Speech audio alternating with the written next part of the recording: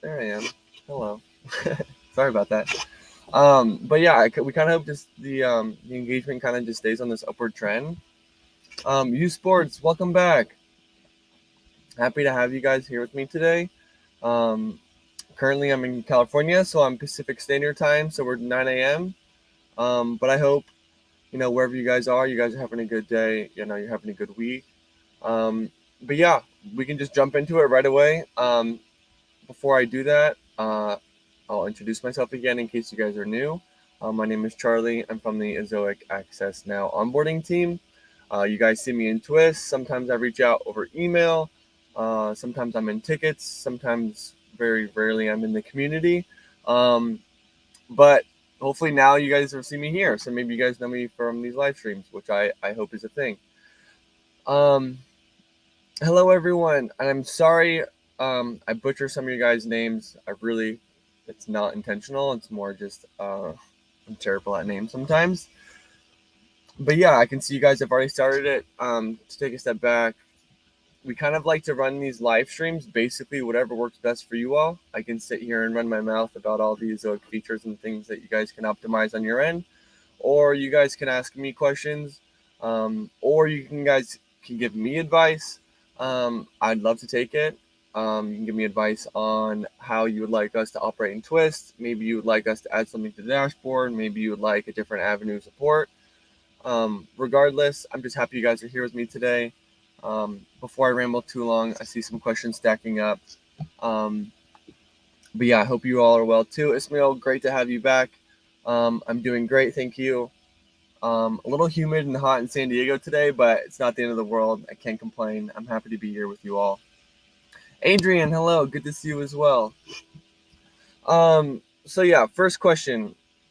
Is it okay if I call you Shoko? I don't want to butcher it and embarrass myself too bad. But essentially says, "Hi, Zoic team. Please advise my website, Interres. It has been removed from Zoic without a warning notice. The site was progressing from level 3 to 4. The site has zero objectable content and or Google violations. It had a few scraped articles, which I've already removed and replaced with original articles. If you may, please review my site and restore it back. Website is blah, blah, blah." So if you guys do run into any sort of violations through AdSense or Zoic, or sometimes you can get AWS abuse reports, essentially all the information regarding reapplies will be found underneath the monetization tab of your dashboard. Since I don't have any new comments currently, I can look this up really quick, kind of see maybe if this is a first offense and if you are eligible for a re-review. Only interior design. Hi there. Hello, everyone. Thank you for joining. So let me just look into this really quick for you.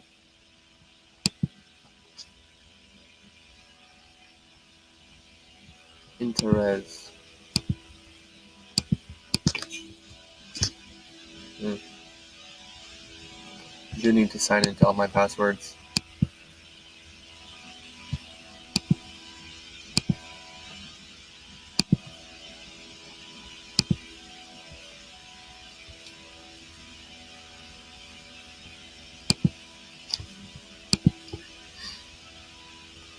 Sorry, guys. Sorry for the delay. I was getting everything all set and ready, but of course I didn't log into all my passwords to get everything ready to go. There's always something else. And I was trying to get a fun background for you all, and I was going to download this forest theme.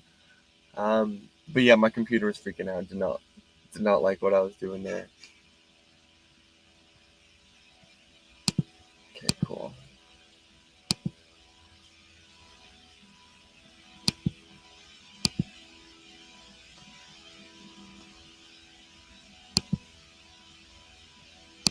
Sorry for the delay again. Okay, yeah, so for that first question regarding the scrape content, so it sounds like you were admitting that there was scrape content on it. Sorry, I was getting an echo. There was some scrape content on it, so if you found it and you did remove it, we're happy to work with you. We might need some time just to make sure that the traffic is still consistent and high quality over a period of time. But if you're going to be honest and straightforward with us, we're more than happy to work with you. We don't like when you try to misconceive us or deviate from the truth. But if you're willing to be honest and say, hey, there was some scraped content, we removed it all articles are 100% original, I'd be happy to go through and make sure and just double check your site. Maybe we can turn it back on. But we do appreciate the honesty there. Sports says, I heard a couple months ago that Ezoic was trying to test and accept into Access Now sites hosted in the Blogger CMS. Are you still accepting these sites? So actually, yes, that was a program, kind of like a project that I was actually assigned to and kind of working on. But essentially, we have something you guys might be familiar with. It's called Zoic Basic Ads. And essentially what this is, it kind of works similar to how AdSense runs. It's basically you add a line of script to the header of your to your code, and essentially we can run ads from there, and basically do a couple very basic other features. But as the name is basic, it kind of is very level one. There's not a ton of features outside of monetization, and that's it. I think you can still track data, but as you guys know, in the Access Now program, tracking data, through our through server side is a lot more accurate than doing it through code or script. So yes, we kind of are, to answer your question. You can try to run it through basic ads. To be completely honest, if you guys want the best return of investment over a long period of time, aka make the most amount of money moving forward, we actually have an article and a YouTube video that basically walks you through moving away from Blogger as a CMS to, WordPress. And essentially, it might be a lot of progress at the beginning, but sports, let's say the site is already approved for monetization. You can actually just move away from Blogger, use our free WordPress hosting, so you're not actually paying for anything, and then you can just, download a free, really simple WordPress theme, and then just go from there. And that way you actually will have full-on access to all of the features we offer through the Access Now program. I will say that basic ads is a great start for people who want to just test out our AI and basically see how it works. But at the same time, you're cutting yourself short with a ton of features that we offer when you name server integrate, or you just integrate with the platform normally. And I kind of want to emphasize this more and more, but where you guys are now in the Access Now program, you guys are basically, we're on the smaller side of the domains. So if we have all these free features that you guys can use to grow, then you should just go ahead and take full advantage of it while you guys are still small. That way you guys can see the growth, twice as fast or double over, within the next couple months or less, or more, depending on, your site and, your work ethic and, many other factors. But yeah, so we do have, basically it's called Basic Ads now, but I'm not the biggest advocate for all the publishers in our program, just because we offer all of these features for free as it is. So it might be best to just transfer over to WordPress, use our free WordPress hosting, and then just continue on with all the amazing features that our program and our CDN has to offer. Ali, hello. Thank you for joining. Ali's been with us for weeks now, in the live streams alone. He's been in the Access Now program for a while. He runs a really cool coffee site. So we used to, start off these live streams, kind of going over the coffee we have. I currently have a vanilla coffee, Ali. It's too hot. It burned my tongue. I can't taste as well now, but it's still delicious and I can't complain. But I hope you guys are doing well. Thanks for joining again. Only Interior Design says, does Ezoic take into account word count? I ask this because 500 word count articles rank on Google and earn good ad revenue. So I'm a little confused of where the initial direction of your question was going. But off the second part of that, it kind of seems like you were geared more towards the revenue aspect of the question.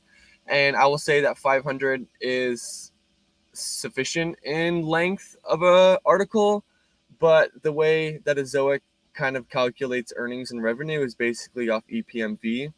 And to sum that up, without going into all the crazy metrics that go into it, you just want to think about the longer your reader or user or visitor will actually engage with the content or your articles, that the higher your ePMV will be, and that the higher your earnings and revenue will be. So about 500 might be sufficient in length. It might not be, fully optimized. It kind of depends on many other things like the niche. Maybe there's a tool on the site, so 500 words is actually a lot for a tool site. Or maybe you're writing about like pets or cars, and maybe 500 words is rather short.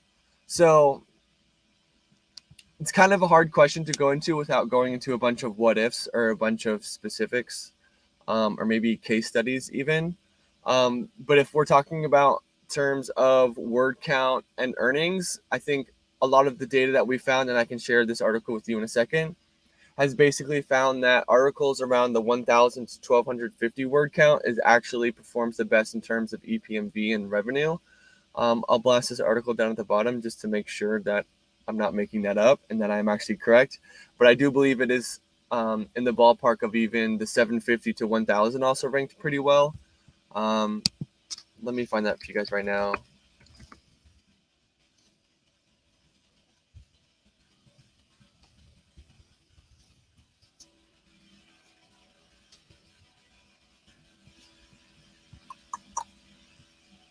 Here we go.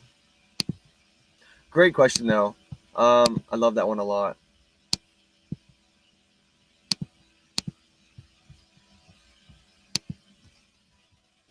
There you go, right there.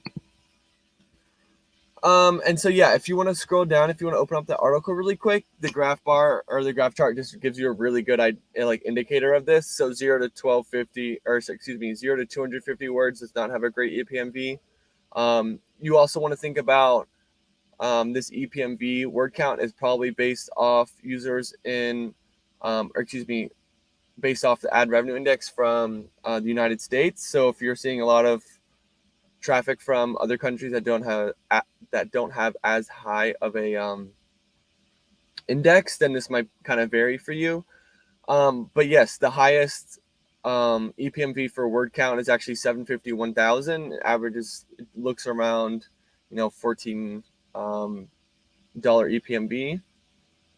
So this is the sum of ePMV for word count, and then 1,000 to 2,500 words is also ranks pretty well. So I would say 500 is definitely on the lower end. I would shoot for the 750 to 1,000 range, just because that's what the data points to, and data doesn't lie. We're big data people here at Ezoic. I think that's more important than anything in the world. We're not just throwing out random numbers in the dark. That's also how our AI works. We're all about the data. Data does not lie. So Mark, good evening, sir. Good evening to you too. Curious to where you're checking in. If it's the evening for you, regardless, I'm happy to have you here with me. Martin says afternoon all. Good afternoon, good morning, wherever you guys are checking from. I'm seeing a lot of new faces, so just to reiterate and say it again, my name is Charlie, as you can probably see is my little name tag. But you guys see me in Twist all the time. And if you guys are new, I see a ton of new names. I just want you guys know that the comment section is basically open to whatever you guys want. You can ask questions. You can offer me suggestions for our program. You can tell me the things you hate with our program, the things you love with our program, the things you wish we had. But it's really open-ended to you all. It's really more just, I want to hang out, have a conversation with you all. We can talk about all the things we can optimize and work on. Here's the next one. Shoko, hopefully I'm not butchering that again, but he says, thank you for the response, Charlie. Roughly how long will the review take for the website in Therese? And also, if the unfortunate case that I get rejected, will I be able to receive my revenue? I had over $400 in my account. Can you actually do me a favor, and can you open up a thread in Twist? I'll probably ask you guys a lot to do this throughout the day, but basically I can use this time in the live stream to kind of cover the basis of it, but without going into super depth and details of all the metrics and everything. I need to make sure I get everything right. So I'll ask you to open up a thread in Twist and just say, hey Charlie, I was with you this morning. This is my site. This is the background of my question. You said I might be able to check it out again. And then I'll basically just go through and double check, and I can send it over to our team and probably get the review within either a couple of hours or at least within a couple of days. But in regards to the $400 in his account, So for any of you all, if you guys all have, if you pass the earning threshold, the payment threshold, which is on default $20, and then you actually get turned off for a certain violation, we will actually pay you out that money regardless, as long as Google pays us that amount, because Google does pay us this amount that you earn, and then we pay that directly to you. So if Google also says, hey, actually we found scraped content on your pages as well, and we flagged this on our end, then essentially Google might not pay a Zoic out, and then we won't be able to pay you out. But if Google pays us out, then we will 100% send you all of the earnings made. But again, it's not something that, we want to go into. We want to avoid that scenario in any way possible. But Samar asks, sir, can I use any other ad network with Ezoic? So I'll use this based off what I see most is a lot of customers will come to Ezoic and say, hey, I want to test out your AI. Let's compare it with AdSense. So most, customers are using or have used or think about using AdSense. And Samar, we have actually created this really cool app called a mediation app. And essentially what this does is, we'll take one more step back. The way Zoic loads ads on our sites through programmatic bidding. So if you were to load your site with ads, you'll notice that the content will load first. And then secondly, the ads might load after maybe like a second or two. During that minuscule long milliseconds of time, basically a couple different partners and whatnot in our network will actually bid against each other for that inventory on your site. And so part of that bidding process, you can actually add networks to that bidding process through something called the mediation app. And so if you want to set that up, Samar, you can go to the monetization tab of your dashboard, scroll down to I think it's like the first third or maybe the first half of the page. You'll actually see the mediation app there. You can enable it. We have an article that shows you how to set it up with AdSense. But Samar, essentially what this does is for the Ezoic versions of your pages, you can add networks to the current partners we have to bid on your inventory. And this will basically ensure that you're earning as much as possible on your Ezoic versions. So to answer your question, to sum it up, yes, you can use any other ad network with Ezoic, as long as it's offered through the mediation app. Adrian says, oh, is your hosting free? Maybe my climbing site would benefit from moving to your hosting. So yes, you do need to be approved for monetization. I think we're working around the criteria of who can qualify for our hosting.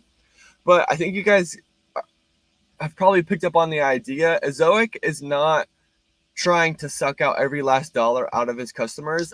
They're really just trying to set up a platform that's going to make you guys, super optimal and self-sufficient on your end. Ezoic is not looking to, they're not looking to make every dollar out of you guys. That is not their goal. They're trying to set up a platform that's going to make, your site do as well as possible. And they want to basically give you an avenue for you guys to succeed as easily as possible. So they literally are offering free WordPress hosting for all publishers using Ezoic and Ezoic features, which is absolutely beautiful. So yes,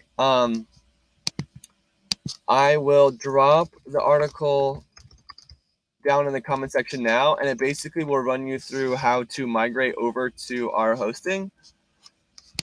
But yeah, honestly, it's incredible. Sometimes I'm like, wow, like this is great. Ezoic isn't here, to do what other companies are, which is just straight make money off their customers, but actually to give you guys an avenue to succeed, which is beautiful. But I agree. Adrian also has a really cool climbing site. We've been working on it for a while. For whatever reason, Google keeps denying it for low value content. And we've gone through it so many times. He's, very adamant about climbing, so he knows exactly what he's talking about. It's original. I'm going off on a little bit of a tangent. Adrian, I just wanted to show your site some love because it's really cool. Only Interior Design says, thank you for your reply. Your answers make good sense. Okay. I try to break it down as much as possible and kind of keep it conversational and not go into too much terminology and whatnot. But if you do ask a question and I give an answer, feel free to go down in the comment section and just be like, hey, Charlie, you rambled a bit. You were a bit off topic. could you answer this again and maybe, take it from a different perspective, and I'd be happy to. Ismail says, for my domain, heatology.co, can you tell why Zoic hasn't logged my traffic at all, but Google Analytics does show traffic coming? I'm going through an overhaul of this site step by step. Can you also see what I need to sort out next? Thanks. Ismail, so this is probably something that I'm actually gonna have to take a look into on the surface level. If I were to offer an answer for this right now, why is your site not logging any traffic? I would probably first check to make sure that it is, fully integrated and there's no compatibility issues with the DNS. That way we can ensure that your site is actually going through our CDN, because as I kind of talked about earlier, the way our tracking basically works, it does go basically through our CDN. It's not a script that we run similar to how other companies do it. So if you're not going through our CDN, we're not going to be tracking any data. On top of that, I see a lot of you guys use the plugin called Jetpack. Jetpack actually creates a lot of issues, not only with the analytics and tracking data, but of a lot of other things. So if you have Jetpack plugin enabled, you can actually remove that, and basically all of the features offered there are offered for free in Ezoic, so you're not really going to be missing out on anything. If there are features in Jetpack that you guys like to use a lot and that are really beneficial to you, I can basically point you to where those features are offered in the dashboard. And then in terms of your next step, Ismail, again, this is probably going to be something that is going to take more than a handful of minutes to actually go through and look into. So please, can you go through and just post a little thing down in Twist for me, and that'd be great. Thread in Twist.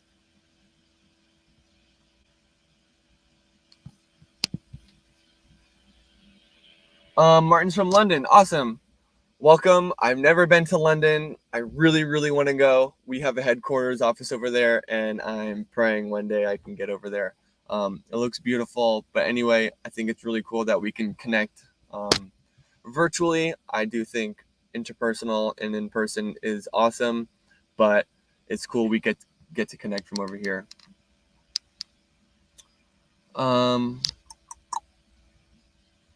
Ismail says, I have not logged traffic for the last few days, Okay, so that's actually a good indicator, which means, Ismail, we were obviously tracking before. If you can kind of figure out the date range of when we stopped logging traffic, that would be something really good to include in the thread in Twist. He said, I will open a thread in Twist if needed.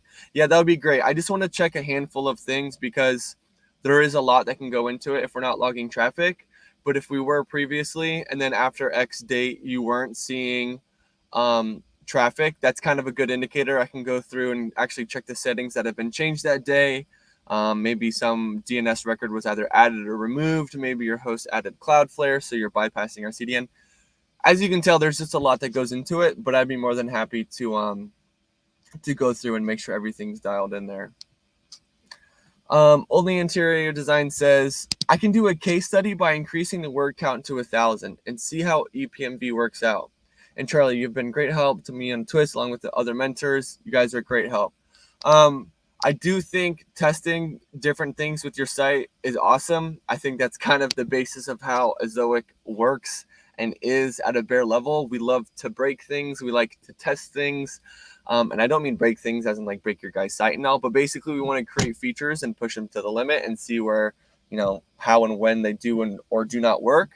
But I would also say that increasing your articles to 1,000 words is a great idea, because as I was saying, that user engagement increases ePMV, which increases returns. So if you have a lot of engaging content, in this instance, double the engaging content, then I can only imagine that doing really good things for you. But yeah, the rest of our team is absolutely great. We actually have a new hire for our team starting this week. She's currently doing a bunch of trainings, but she'll actually be joining me next week. So next week will be a special occasion. I'll introduce you all to her next week. Her name's Taylor. But the rest of our team, they do an awesome job in Twist. They love you guys all just as much as I do. That'll be Ethan, Imogen, Harry, Jan, Tucker, and now our newest addition, Taylor. Sorry for that little tangent there. He also says, hey, Charlie, vanilla coffee is my favorite too. Guilty, I do have a sweet tooth. U Sports asks, around 7 months ago, I linked my SC to BDA. BDA for you all, if you guys are not familiar, we call that big data analytics, or we can just call it the analytics tab of your dashboard.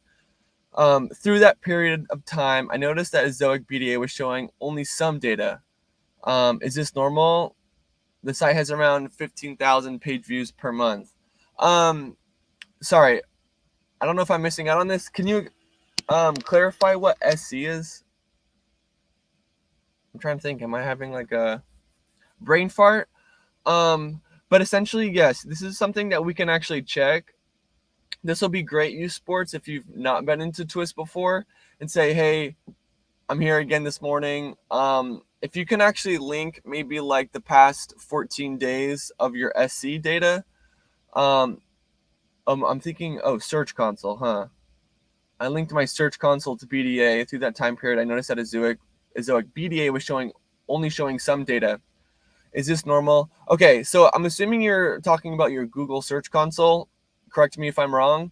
But let's remember that your Google Search Console will actually match the traffic through your organic visits. So if you're in the analytics tab of your dashboard, U Sports, find traffic sources on the far left.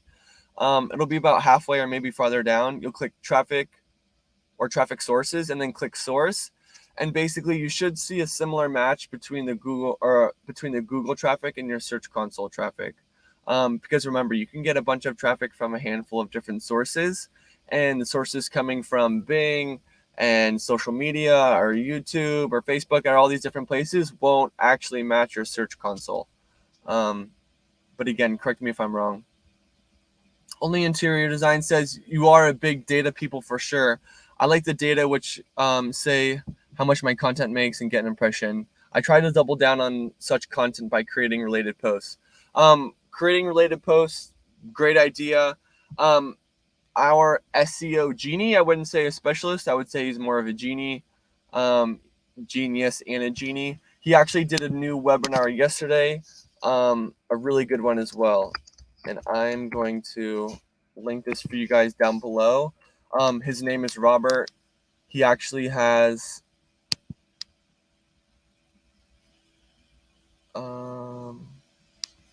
not sure why it's not showing up.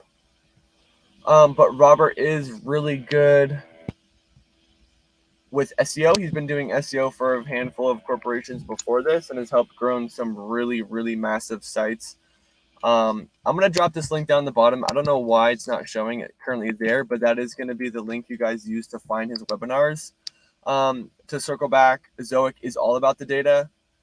We won't push through anything through without showing that it actually works. So essentially, if we want to test something on our end, we can split test it. Let's say we have a new coursework or, we have something new with the dashboard and we say, oh, well, does this actually work from a business standpoint? We'll test it. We can compare data.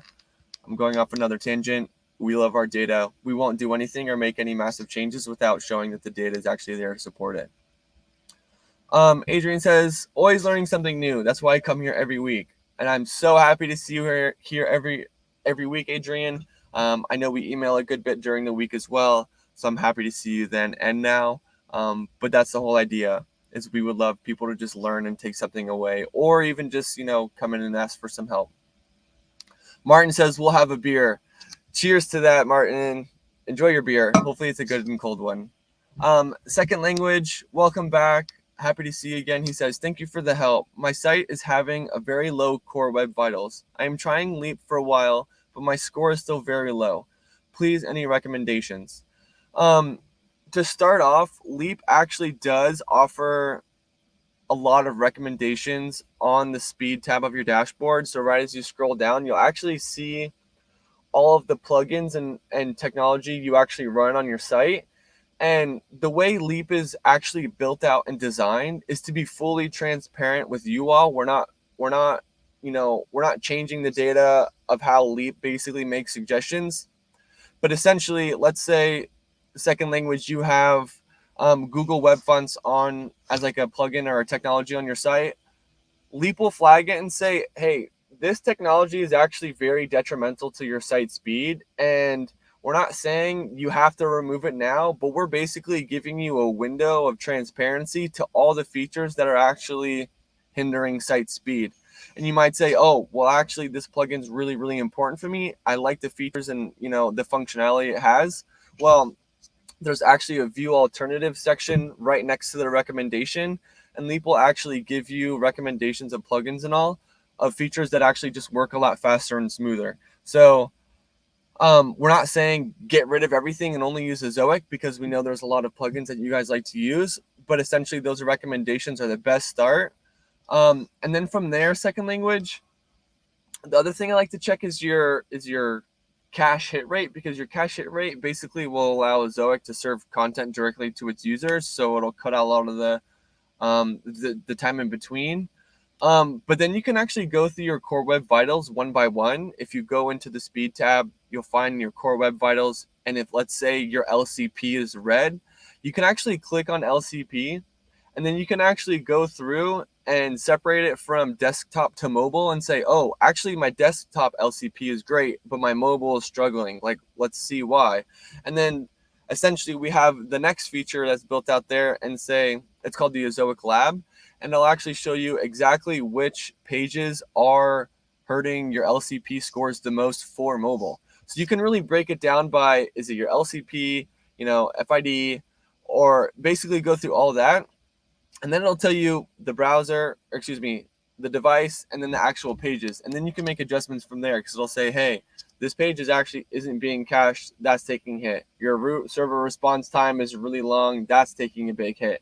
And then it might say, you know what, you don't have preload background images. You can turn that on, and that'll help. And then it'll also say, let's say it's LCP on mobile again. It'll say this massive image at the top of your screen is actually the longest thing that's taking to load on the page. So it'll give you, the things to improve in terms of features, and then it'll tell you exactly what is actually hindering site speed on that specific page. So then you can break down things basically to the element of the page in order to make improvements. Again, that was a bit of a tangent, but I do want to touch on something else with Leap. A lot of you guys like to come in and say, oh, I'm actually testing pages with page speed or GT metrics, because that's kind of what you guys are used to. But as you guys know, Google pushes out updates in terms of Search Console all the time. And the way Google works now is they're actually using your core web vital scores actually as a ranking factor. So if you guys are like, oh, I'm working on organic traffic, I want to get more Google traffic, your core web vitals is a very great place to start. And to touch up on that as well, GT metrics and page speed, they don't actually use those metrics to analyze page speed, nor do they actually use real user data to analyze those scores. So not only are they using old tests to analyze speed, but they're also semi-irrelevant tests, because they're not actually what important. And it's not like core web vitals don't access real speed. It's not just search rankings, it actually is speed.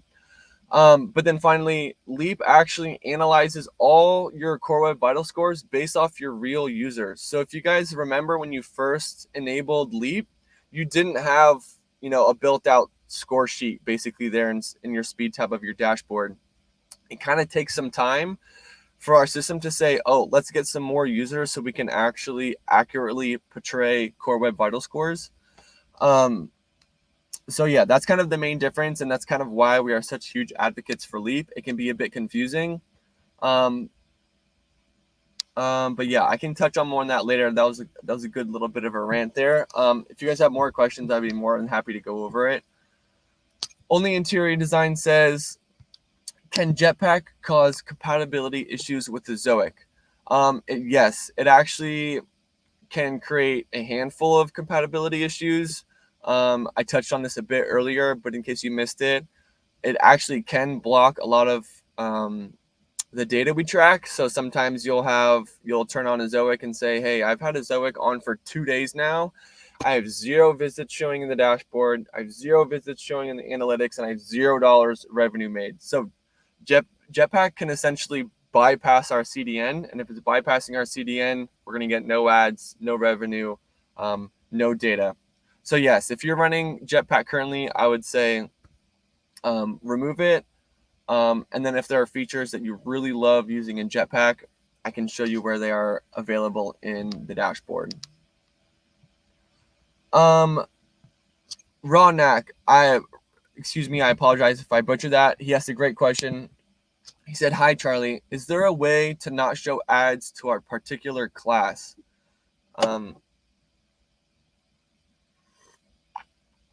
So essentially, yes, you can. You can basically skip placeholders by a class if you are using the WordPress plugin. So I think this is something that we're going to work on and build out for the rest of the placeholders. But essentially, if you are using the plugin to add placeholders to your pages, which I hope you are if you're using WordPress, because you'll see the best returns and revenue, and it's also the easiest to use. But essentially, if you're in the plugin, you can go to the Ad Tester tab. I think there's like 4 there, and I'm pretty sure it's called the Ad Tester tab. And then if you scroll down, there's actually something called Insertion Rules, I believe. And essentially, you can create a new rule, and you can just say, hey, the first section will either be by div, by the element or class. And you can basically create a rule that says for class, and then for the value will be, the value you don't want ads to show on. So you'll say class table or class image, whatever. Essentially, you create that rule, and then the plugin will actually just skip all the classes on all your pages and not add placeholders there. So the original function of this came out because when we first created the WordPress plugin, sometimes placeholders were getting added to tables and sometimes list elements, which can kind of break up kind of a key piece of information you might want to keep together. So we basically created these insertion rules. We do now, if you're saying, oh, I have the WordPress plugin and I have a bunch of lists and tables, we actually did create it. So by default, we do bypass, LI elements, which are list elements, or OL elements, or tables, as in it kind of just disrupts a lot. But yeah, so there are insertion rules you can use through the plugin. Hopefully I answered that, and hopefully that's applicable to you using WordPress and the plugin.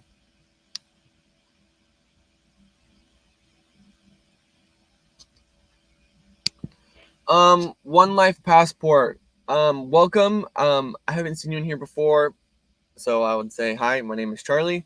Happy to have you. But he asked a really, really great question. He said, "What is the common reasons why some bloggers that you have seen from Ezoic throughout the years reach insane amounts of views and ad revenue?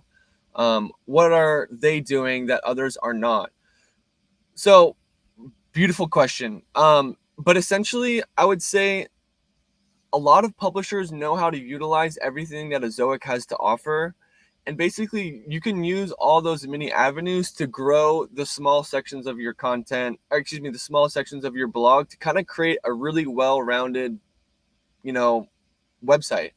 So you might say, you have a couple of articles, but you really work hard on SEO and you get those couple articles ranking really well. Well, you're still going to have to work on the content you're creating, to continue to grow your site. So I would say probably just utilizing all the features that Ezoic has to offer and all of the support that they have to offer, because we will go out of our way a very good bit in order to help you guys succeed to the furthest extent. But we do have a lot of publishers come in and say, I want to show ads on my site. And then they kind of sign up with Ezoic.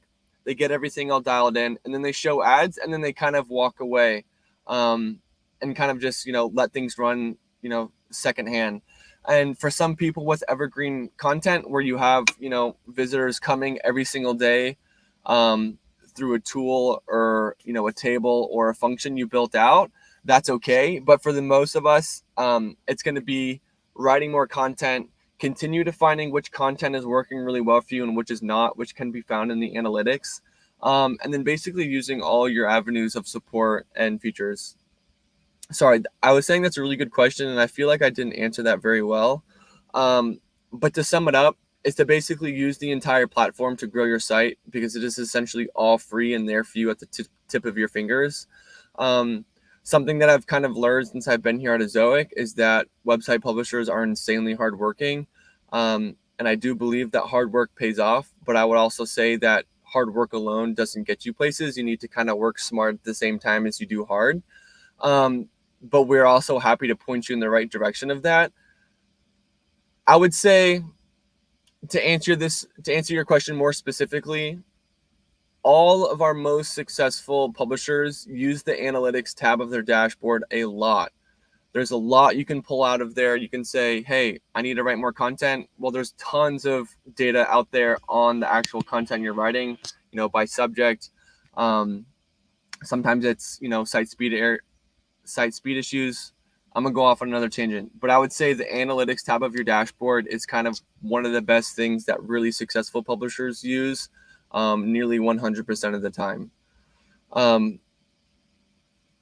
I kind of want to move on from that question, but I also want to say one more thing is that using all aspects of the dashboard will kind of help you realize which sides of your domain are struggling, and focusing on the parts of your domain that are not as strong or struggling is the best way to move forward. But then again, One Life Passport, if you haven't been into Twist before, I would say go ahead, open a thread there and say, hey, Charlie, we kind of talked about this question. It was a bit vague.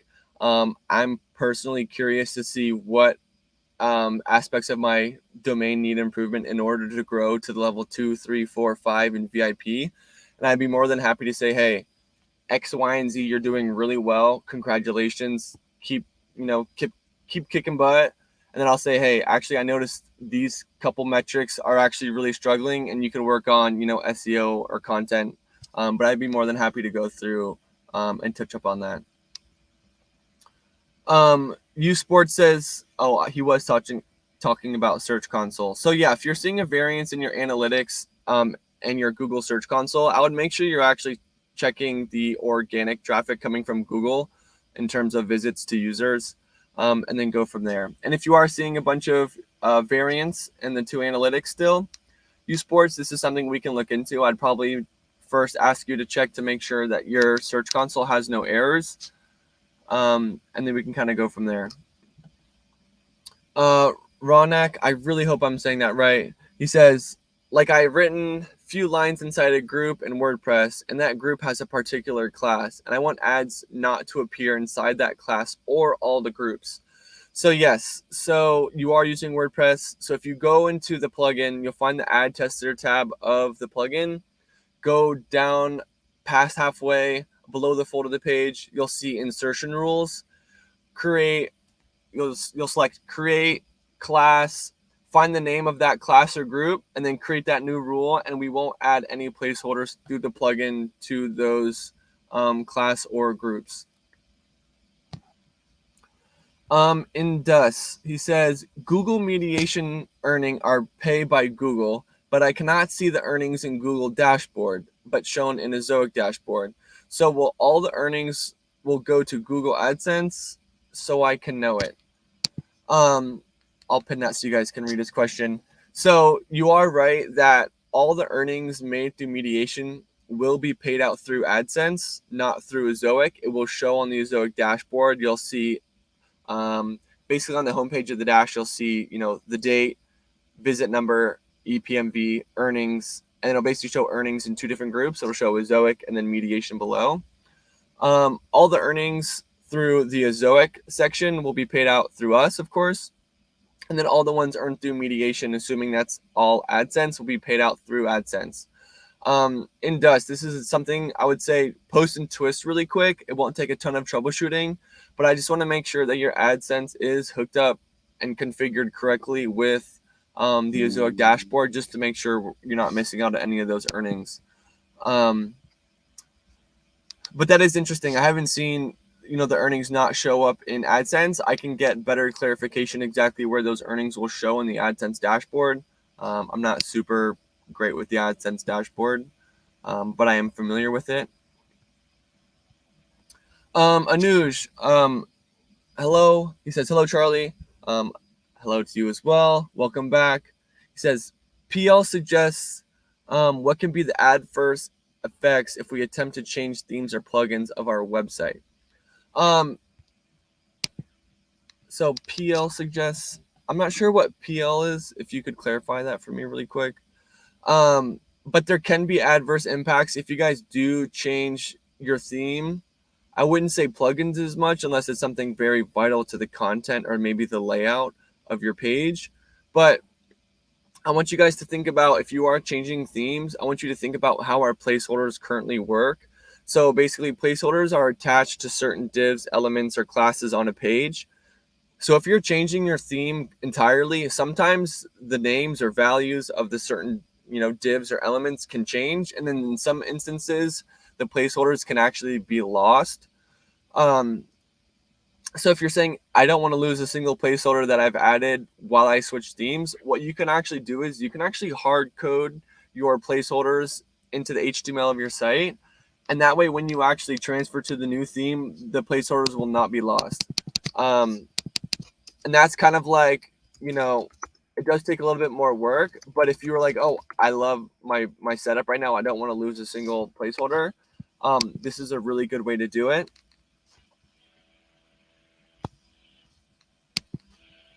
We have a really good new article on this right now. I'm going to drop it down below, but I will touch up on this a little bit more. I will say that this is also another benefit of using the WordPress plugin placeholders, because the plugin placeholders won't be lost on the pages. So if you do transfer from theme to theme, the placeholders won't be lost. It'll be good to go through and check to make sure that all your pages still have sufficient placeholders throughout the entire thing.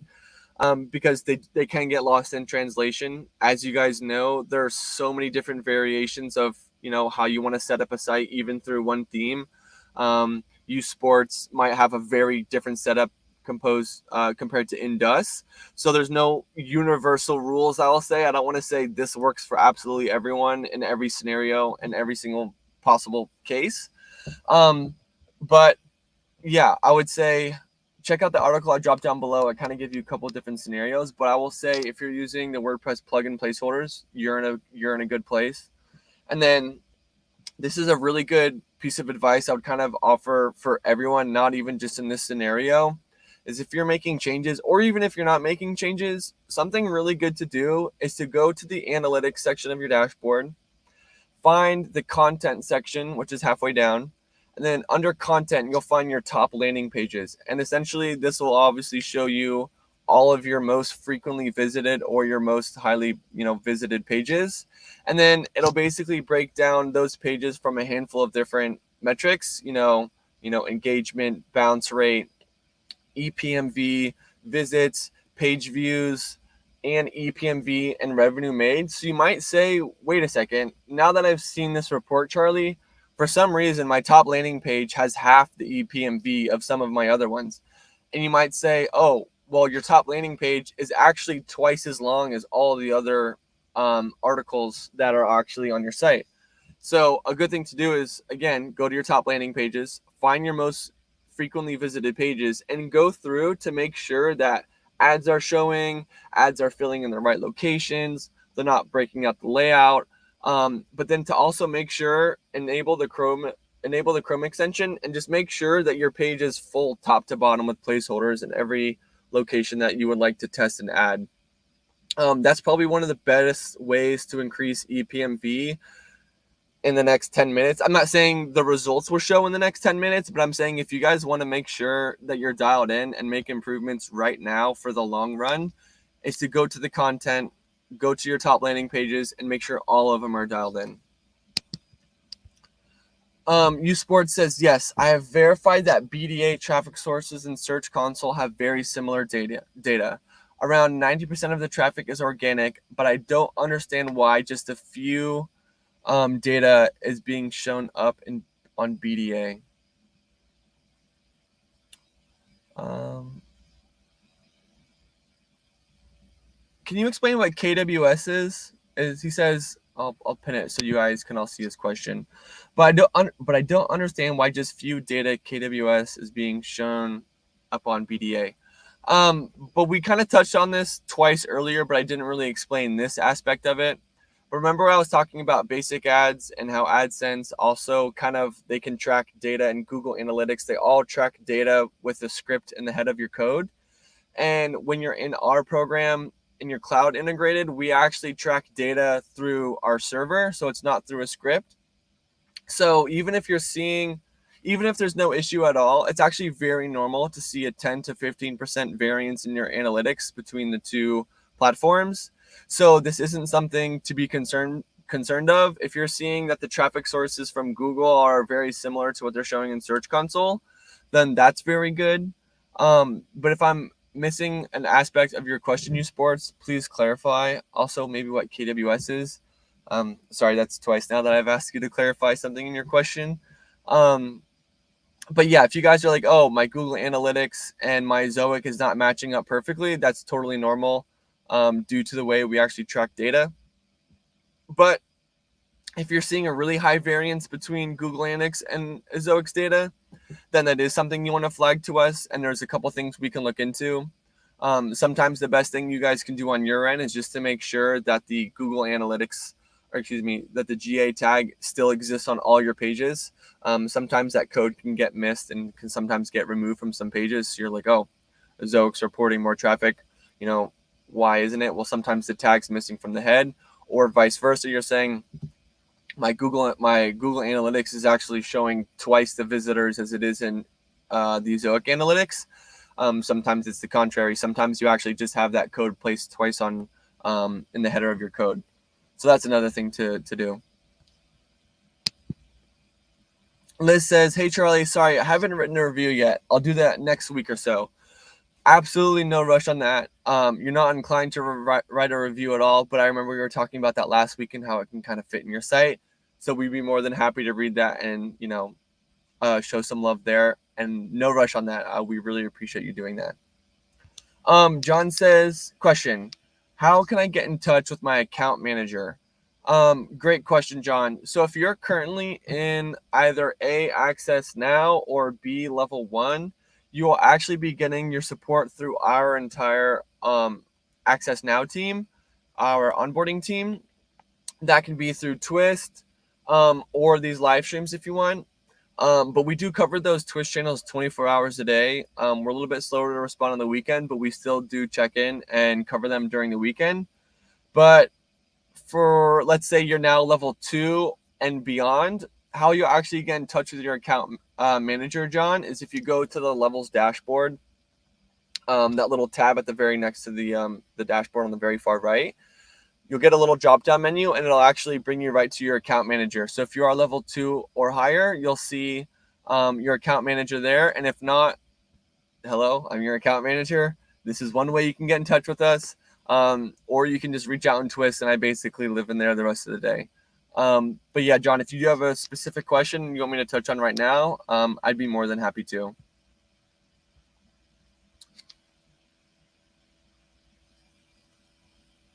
Oh, sorry, I skipped a couple questions. But Rudy says, oh, you skipped my nice message. He probably doesn't remember me because he looks at so many sites. I do look at a lot of sites, I will say, but I will say that I do have a very good memory. Not to toot my own horn, but I am very good about, when you guys write into Twist, I usually I don't have to read if, unless you guys have talked to someone on our UK team, I'm usually remember from the day before where we left off and what your domain name is. So I'm actually really good at catching that, but I'm sorry I missed your question. I'm actually looking through previously to see what question I missed, and I'm not seeing it. I do look at a ton of sites, but trust me, there's a lot of variance between the sites. So I remember you guys pretty well based off your domains. So the next question was, oh, I really don't want to butcher your name. I'm really sorry.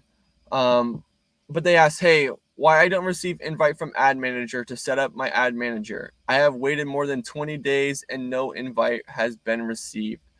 So I've actually been helping out the rest of the company with kind of like helping out with these ad manager things. So I would say that I've gotten better at this, and I do have access to the ad manager side of things. So this is something really good to post into Twist. I have to like just verify a couple things on our end to make sure everything's dialed in, to make sure that an invite was actually sent out, B, all the information is included in the current invite, because sometimes if you're missing some vital information, the invite actually won't be able to reach you. And if it doesn't reach you, you obviously can't accept it. Sometimes it's the opposite. Sometimes you get the invite, but you can't accept it. There's a couple things I need to check on my end. A couple issues sometimes I see is sometimes if a publisher has 2 accounts, sometimes if they sign up to Ad Manager and they have a pre-existing AdSense account, if you don't use your AdSense email, and you already have an account, you'll run into a lot of issues. But if you're waiting 20 days and no invite has been received, I'm gonna beg you to go into Twist right now and post a thread. And immediately after this, I will go in there and I will help you out, because 20 days is a very long time. And I think this is something we can figure out within the next couple of hours, ideally. So please go into Twist, post your issue, say, hey, Charlie, I was with you this morning. 20 days have gone by and I haven't gotten my invite. And I want to make sure that you get dialed in with that today, by lunch. We can figure that out. Ken says, hello. Hi, Ken. I remember you from last week. Thanks for joining me again. Love to see you guys. I love it a lot. Coding says, hi, sir. Which I think I remember your site too. I know you've been in Twist a good bit. This is one of the scenarios I remember. Hi, sir. My 40% traffic comes from India, 9% from the United States, but ePMV is still low at 4. My niche is programming. What are the top countries for Zoic? Australia, Canada, US, UK, or New Zealand? Is it best? Great question. I think if a lot of your traffic is coming from India and you're still seeing a $4 ePMV in total, that's actually not bad. But you are right in the aspect that, depending on where your traffic comes from, does play a huge part in the value of your ePMV. We do have a tool built out for this for you all. That's kind of why I just started for a second. But this will basically answer your question beautifully. You can actually see all the countries, and you can actually see the ad revenue index based off the year. Last year, it basically goes all the way back to the beginning of 2016. And you can see basically the ad revenue index per country and time. So if you guys are all curious about this question, or even if you're not, I would say check out this article I just posted down in the comment section. It's a really cool one that I don't think gets talked about enough. But this will answer your question directly. But to answer it from my end, the top countries, yes. Basically US, Australia, Canada, UK, New Zealand, all good ones. I think the US has the highest ad revenue index. UK is right there with it. But again, that tool I just dropped down on the bottom will be really vital to that question. Ruth says, oh, he skipped my next message. He probably doesn't remember me. I looked for your previous question. I don't think I missed it. I looked through again, but I didn't see it. Anush says, please. Let me see what your last question was. Yeah, I'm not sure what the please comment was, but whatever it is, I'll do it for you. So please, yes, I got you. Coding says, how much minimum page views or sessions required to earn $10,000 from normal Zoic revenue, only including premium and mediation at a very less and moderate ePMV? Let me read that again. That kind of hurt my brain. How much minimum page views or sessions required to earn $10,000 from normal Zoic revenue, only excluding premium and mediation at very less and moderate ePMV? I mean, this will kind of be more of a math question than it is, kind of an answer I can give you. We do have an ePMV calculator, but I will kind of do my best to navigate this question. So if we're excluding premium and mediation, and you're saying a moderate ePMV. So let's say your moderate ePMV is $10. I don't think that's moderate. I think that's pretty good. but in terms of numbers, that's a little bit easier. $10 for every 1,000 visits. You're going to need 100,000 visits for $10,000. Right? Yeah. Yeah. Sorry. A little bit of, it's an early morning still, but yeah, you'll need basically that many visits at $10 ePMV. Wait, am I crazy?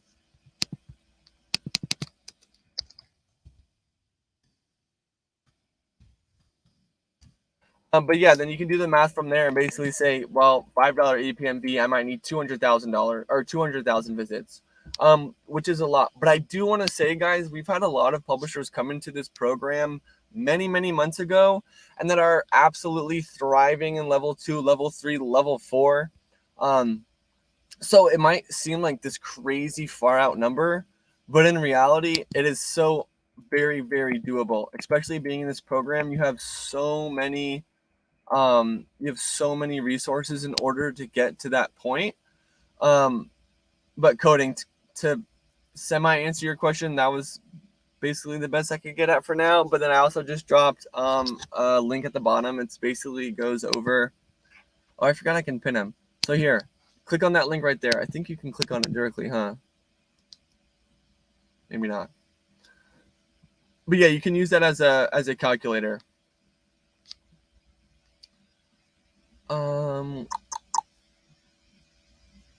Scrolling back up. Mohammed, he says, hi, Charlie. Hello, Mohammed. Great to see you again. I'm going to answer your question really quick and then I'll circle back. He says, I've launched 2 review sites. One of them is currently reviewed by Google and Ezoic, and the other is reviewed by Google. Knowing that the first is Arabic and the second English, late review. I'm not sure exactly what the question is here. I'm not sure what Google looks for in the reviews exactly. They don't prioritize based off, different metrics. Ezoic definitely does not. Basically, if the earlier you log in and sign up your site, the faster and earlier it'll get reviewed. I do want you to keep in mind, Mohammed, that if you have 2 different sites, in order for us to review and approve your site for monetization, we do need to look at both your content and traffic. The traffic part is more what I'm getting at here. The traffic needs to exceed, a couple hundred visits, just so we know that the traffic is real and high quality. And the reason I say a couple hundred visits minimum is because we need to accurately analyze your traffic. So let's say you have 10 visits in one day and you have one user accidentally go to a page and then leave right away. 10% of your data is actually going to be skewed and extremely negatively by this one visit. So it's not saying, oh, you need more traffic because you need a bigger site. That's not it. You can join at any size you want, but we just want to make sure that there's enough traffic available that we accurately analyze it to make sure that it is real and high quality. Because as I said, low visit numbers can be skewed very easily by 1 or 2 visits. And then let's say you have 2 really bad visitors out of 10, that kills your metrics. And if we were to review your site that day, the metrics would probably point to invalid traffic when in reality they don't. So if you're saying, oh, why is one being reviewed quicker than the other? That's it. Like in terms of content, we'll review exactly how they come in, first, second, third. And then from there, right as the traffic hits couple hundred visits or kind of hits these little triggers we have set up, we'll review them immediately. It has nothing to do with the language of the site at all. John says, I believe I have qualified for level 2, but haven't applied for that yet. So great question. I kind of want to touch on something else here as well before I answer this. When you guys level up, you actually have to apply to the next level. However, going from the access now to level 1, you do not have to apply. So as long as you hit the requirements to go from access now to level 1, you will get leveled up. And then to go from level 1 to level 2 and 2 to 3, 3 to 4, etc., moving on, you actually do have to apply to the next level. So John, if you haven't done that, I would do that right this millisecond. I'm not sure if it's early enough to apply to get leveled up for this month, but for general knowledge of you all, let's say you're in level 1 applying for level 2 and you met the requirements, and you're saying, hey, Charlie, it's June 9th. I hit all the requirements for level 2 in May of last month. Like, why aren't I in level 2 yet? So we actually review all the sites before we level them up. We don't not level them up, but we basically just review them to make sure that everything's kind of set up and dialed in. So John, if you, let's say you're going from level 1 to level 2 and you did apply already and you hit all the requirements, by tomorrow, the 10th of the month, you will get leveled up. So the 10th of the following month is when you'll actually see the level up happen. We do see that question a lot, and I think it's something we can clarify a bit better in the dashboard for you all, because I'd agree that's a bit confusing. John says, I have a site that was denied due to prohibited content, but I honestly do not know why, as there isn't any of that type of content on the site. So John, sometimes we do have false positives in our reviews. So I wouldn't say if you're getting flagged by prohibited content that 100% we're right, you're wrong. That's not the scenario. We do make mistakes on our end. We'll be happy to hold ourselves accountable and make changes and say, oh, we made a mistake. Your site actually looks great. Let's approve it. So John, if you could do me a favor and go and open a thread in Twist and say, hey, this is my site, got denied for prohibited content. I've looked through all of the requirements for monetization, and I do not believe I violate any of them. I'll be more than happy to go through and just quickly check and make sure and verify it, and then send it over to our quality team and say, hey, you know, I think we made a mistake on our end. John's site clearly is okay and, you know, abides by all policies. Let's give him an approval. So that's something good to post ahead in Twist, and then I can go through that with you right there. Coding says, hi, sir. Why is Zoic don't do these live streams regular, daily, please? Sorry, he says, hi, sir. Why don't these live streams regular, daily, please? Appeal to Tyler Bishop to start these daily. This will be so helpful for publishers. So I agree. We kind of started these live streams in our program only maybe like 2 months ago, but we only did it on Zoom. The program was a lot smaller. But essentially, I like to think of Ezoic as a very fast-moving company, as you guys all know. And I will say the Access Now program is a faster-moving company inside of Ezoic, a fast-moving company. So I don't know. I don't even remember where the idea came from, but we were basically all sitting there together one day thinking of, you know, how we can offer better support to more publishers, easier that you guys like more and take more benefit away from. And this is one of the ideas. So I think if you guys are really, really loving these live streams, then I will be the number one advocate for running more of them daily. I think if you guys all agree and say, hey, Charlie, I would prefer that we had one of these every single day, then I will cancel the first hour of the rest of my week moving forward, and I will do an hour with you guys every single morning. Again, I'm only going to do what works best for you all, so I will do these every day if you guys want me to. To add on this, we talked about Taylor, who's going to be joining us in live stream next week. She's currently doing a bunch of trainings and stuff right now. But essentially, the idea of this as well is that that'll actually free up more time of me being in Twist solely, so we can actually have more numbers of support and tickets and Twist and emails and whatnot, but that'll also free up more of my time to do maybe more of this stuff with you, because clearly you guys like it. So I'm more than happy to sit here and do it with you guys every single day if you guys want. So yeah, right now I might not be able to do it every single day, but you know, maybe next week I'll run one on Tuesday and Thursday moving forward if you guys really like it. But enough rambling about the live stream. Let's do the live stream. But I'm happy to hear you like it. I will go to Tyler and I'll say, hey, Tyler, here's a direct comment. He's calling you out. Let's run some more live streams and I'll do them. Constantine says, hi, Charlie. I am irate. I'm not sure if that was a question or if you're annoyed. If you are annoyed, let me know.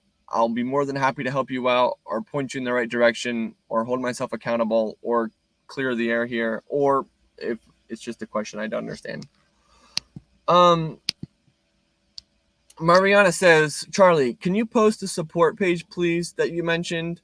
Yes, I will. I think the support page that you mentioned. Yes, I can. Also, Mariana, I'm not sure if I've seen you in here before. Welcome. I love seeing new, I was going to say faces, but I guess name tags. I like seeing you all here. I like meeting new people. But yes, I will do that right here for you. I have this support one with all of our trainings and events. I think this is the one you meant. I do believe so. But I will also attach our knowledge base articles. I will say one thing that I think is a really good tool set for you all to use, other than the first link I just sent, is the second one I'm about to do right now. And most of the questions that we see in Twist can be covered in the knowledge base articles. We have actually an entire content writing team to basically write out detailed articles of all the main issues and features that we see and use, and how to use the mediation app, and why does my Google Analytics not match the Zoic Analytics. Basically all that is written out in support there. So a lot of the times we might say, hey, this is actually available on the knowledge base. You just need to go through and look for it and find it. But then if you're still confused, we are more than happy to go through and help you out, and basically troubleshoot from there. But the knowledge base is a great start. Constantine says, my cache hit rate is 44.5%. How to increase it? So Constantine says, sorry, I'm gonna click on this. I was reading ahead. Sorry about that. My cache hit rate is 44.5%. How can I increase it? So one way to increase it is to actually go through all your settings, and to make sure that you're dialed in there, you want to make sure that your cache age is around 30 days, because you don't want your cache resetting after a day or two. Not all your articles might be visited within that time frame. And then you would actually go through below that and make sure that all your settings are turned on. So this is like override your headers, to make sure basically that's all enabled. But then you can actually use the analytics tab of your dashboard. I'm going to go back to the analytics again. You can actually go down to site speed, and you can see Ezoic caching, and it'll basically tell you the split between cache hits, cache miss, and cache off. And then from there, you can actually see all the pages that are getting cache hit. You can go see all the pages that are cache miss. Not only that, but you can see why they're missing. And you can actually see all the pages that are cache off. And then from there, when you actually see the pages that are like, oh, cache miss, and you're saying, what the heck, why is it missing? It'll actually give you a reason there, I believe. But you can actually copy the URL of that page, go to the actual, go to your browser, open up the page, and then you can actually use the Chrome extension, and it'll actually debug why that page is not hitting cache. So then you can literally go from there and say, oh, you can go by each page and see exactly what's the issue. There's probably the same issue for the other URLs, so you can kind of save yourself some time. That's one really good way to increase your cache hit rate. Another way is to make sure you're not caching outside of Ezoic, as that can conflict.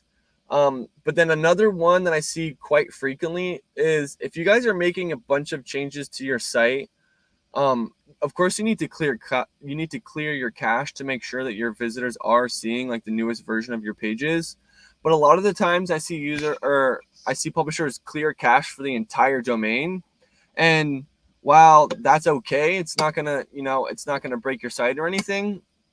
That's actually resetting your cache to 0% for all of your pages. So if you're making a bunch of changes to only one page, you can actually just copy that URL, go down into the speed tab of your dash, find the caching tab, enter the URL, and just click clear for the URL. That way you're not clearing it and resetting the entire cache to 0, and then it's going to climb, and then you're going to reset it back to 0.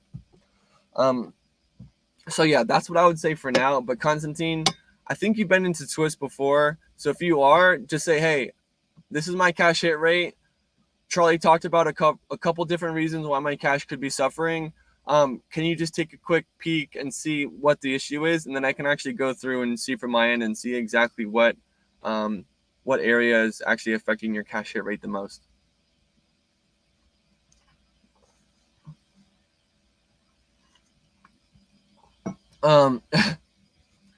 Rude, I agree. My math is not super on point all the time either, but the same idea. The ePMV calculator is there for you.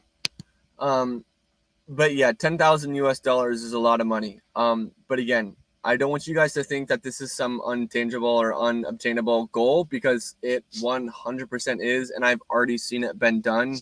So don't think it's not possible. It is, especially for you all.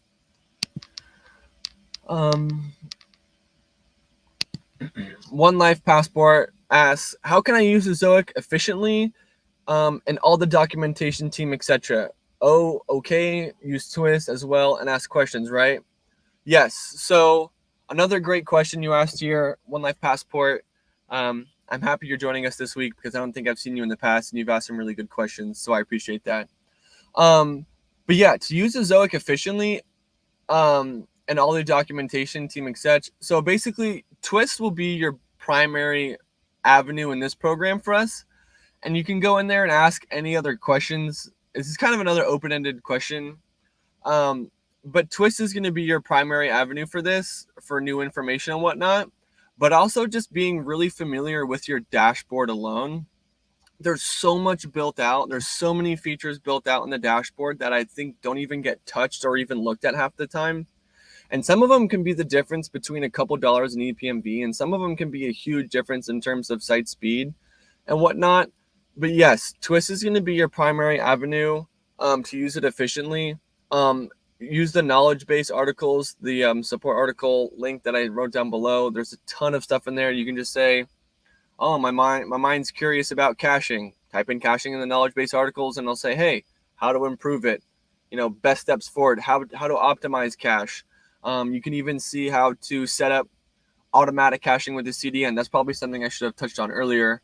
But Constantine, that's if you don't want to clear your cache, or for everyone, if you guys don't want to clear your cache manually every time, which is extremely understandable, you can actually use the Zoic plugin to set up automatic caching via our CDN.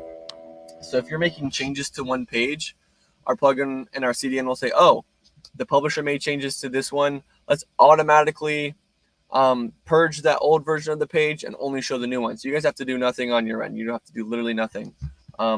That's definitely something I should have touched on earlier. But I will include the article for you right now, how to set that up. It's actually very easy, very straightforward. This is another reason why I would advocate for you being on WordPress, because that's kind of geared to what Zoic is made for. It won't be like that forever, but it is for right now for the most part. But yeah, Twist, the documentation, come to me directly, and I'll basically, help you be efficient. Pratik says, is cache hit rate high is good or low is good? Good question. So the higher the cache hit rate, the better. This basically means that we have stored, let's say you have a 98% cache hit rate, we can store 98% of your pages and deliver them directly to your users. So a higher hit rate is better. You want to make sure to get as high as possible. And sometimes the best way for you to do this is to actually not clear cache and just let cache hit rate build over time. But a higher cache hit rate is better.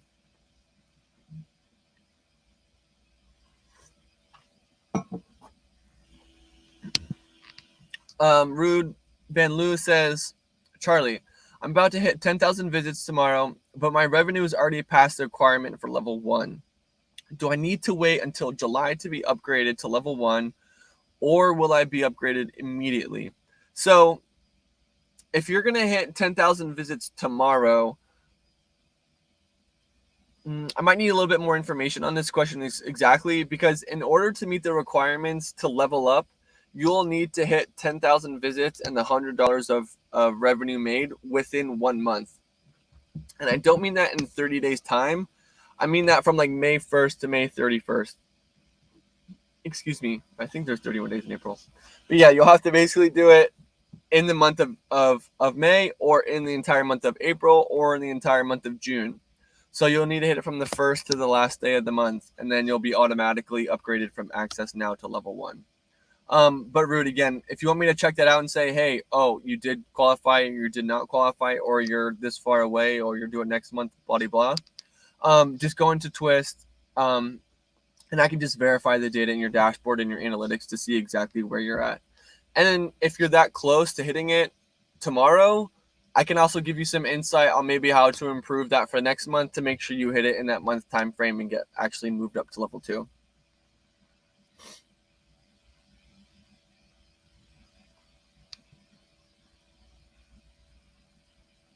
Oh, John. John says, I opened a thread in Twist. You said that I had an account manager. Lol. So that probably means you were probably started in level 1 or access now and now are in level 2. And you now have an account manager. If you open up a thread in Twist, I can go in there and help you out. Tucker's probably in there right now, helping you guys out if you are posting in there, which is beautiful. He is the source of knowledge for this program. He's been with Ezoic longer than I have, and he's got all of the Ezoic knowledge base article in the back of his head. He's better at anyone than walking you guys through setting up something from ground zero, to be completely set up. So we might respond to you in there right now, but I can also help touch in there later. But yeah, that's the beauty of our team is that, we're full of rock stars, and Tucker being one of the best on the team, 100%. Oh, sorry, just the page just skipped down a little bit. Captain Paul, welcome. I haven't seen your face before or your name before. Nice to meet you. I'm sure you've seen me in Twist and whatnot.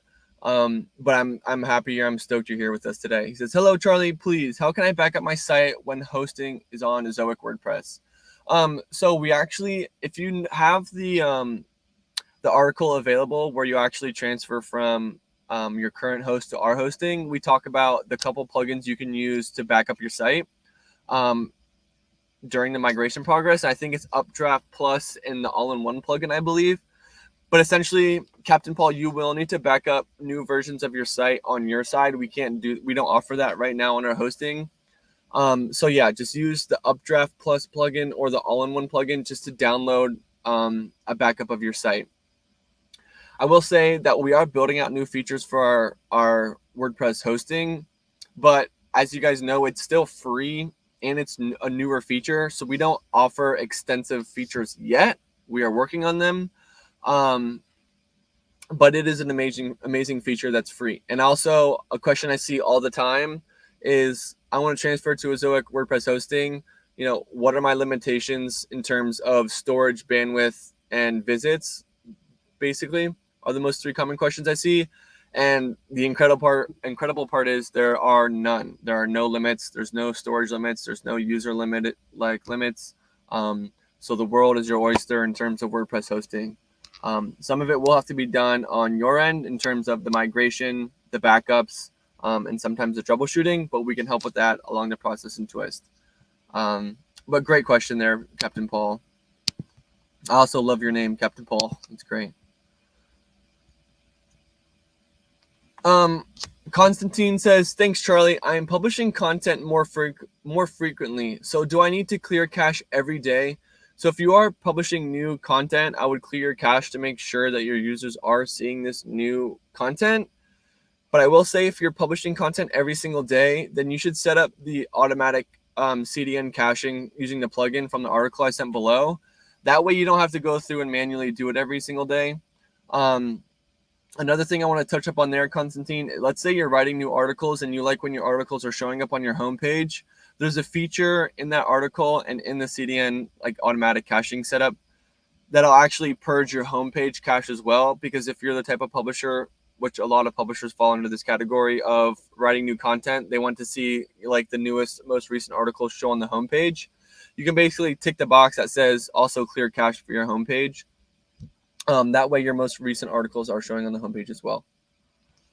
But yes, you will need to clear your cache every day, but I agree and understand that might be a little bit of work to do on your end. So set it up and just automate it all. And that way you don't have to worry about it.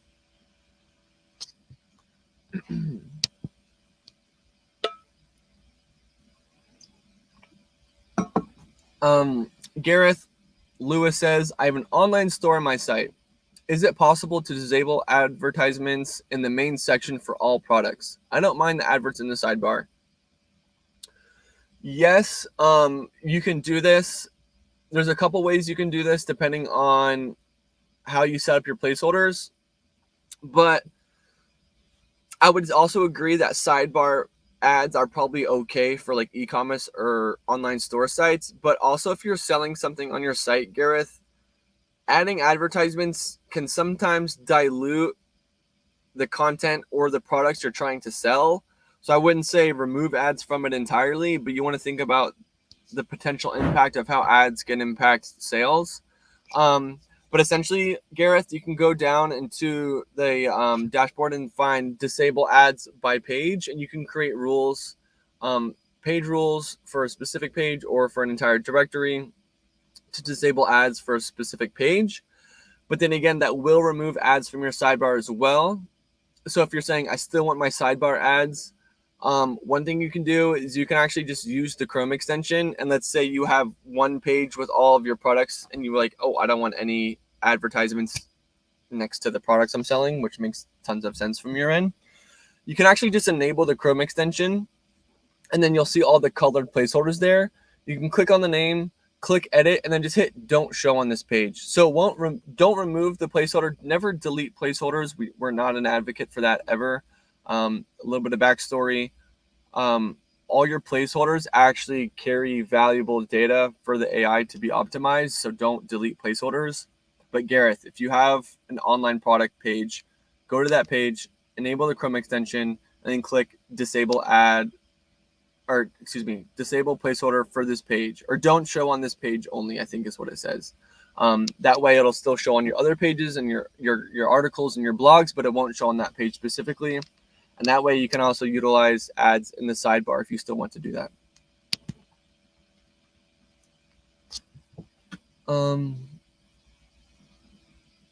Mahan Kumar says, hi, I have followed the procedures as instructed for Google mediation setup, but I still on the homepage still on the homepage for underestimated earnings that continues to show $0. Am I not? I'm not sure what I'm missing. So if you could do me a really quick favor right now, Kumar, if you could go to the monetization tab of your dashboard, go down to the mediation app, click on it, and if you see AdSense there, if it says, like, I'm assuming AdSense was the mediation partner you added. For Google mediation. If it says pending below AdSense, that means we still need to link it, or it will link on your end. So go ahead. If it says pending, just post a twist and thread and we can help manually link that from your end. But if you're not seeing that pending underneath AdSense there in the mediation app, that means everything's set up and dialed in. The only reason it's showing $0 under mediation, all that means is that the Zoic partners are actually paying out more money for the inventory on your site compared to AdSense. So it's not an issue. It's not the end of the world. All it means is that Ezoic is paying out more than AdSense. But again, check for the pending, make sure there's no pending there, and then from there we can help you out and make sure that everything's dialed in. Mariana says, what's Twist? How do I get there?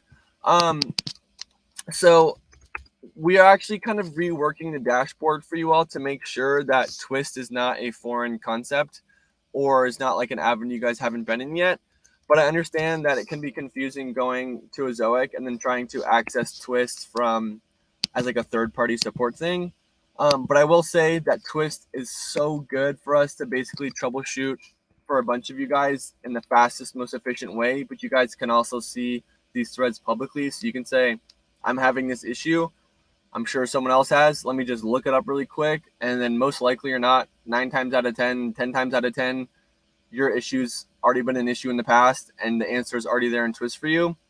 But Mariana, when you integrate and when you sign up with the Zoic, when you integrate specifically, you actually will get an invite to Twist.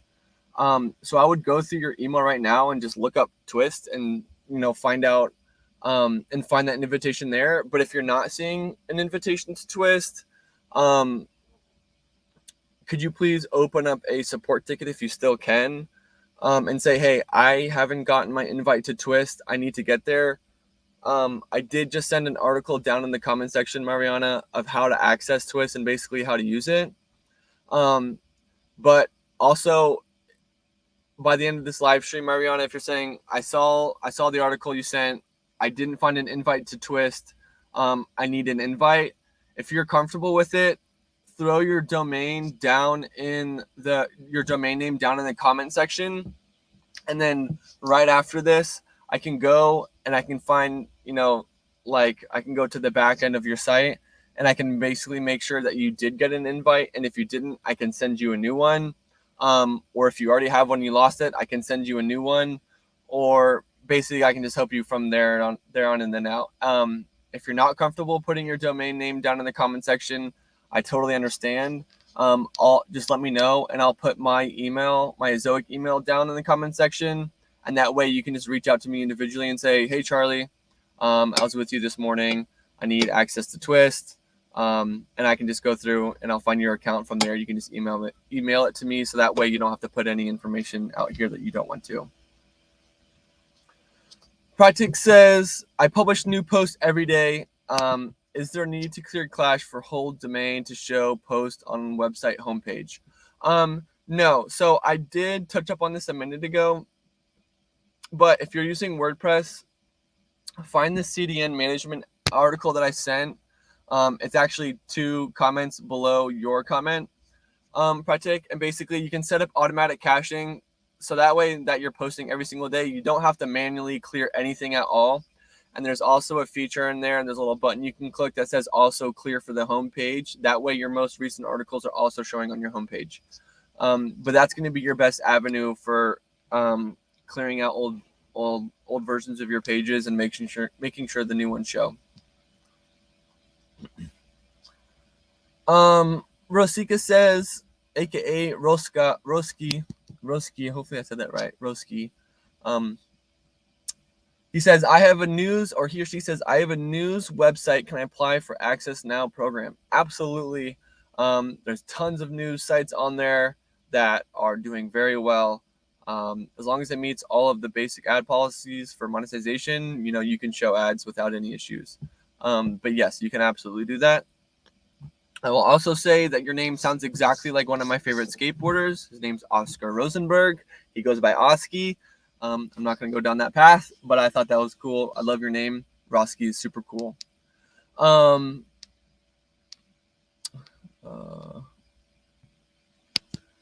Rawnak says, hi, in the Zoic plugin, ad settings, gear icon, inserter settings, include class or ID or element. I added the classes and elements here. Is clearing cache required for the whole site? That's a really good question.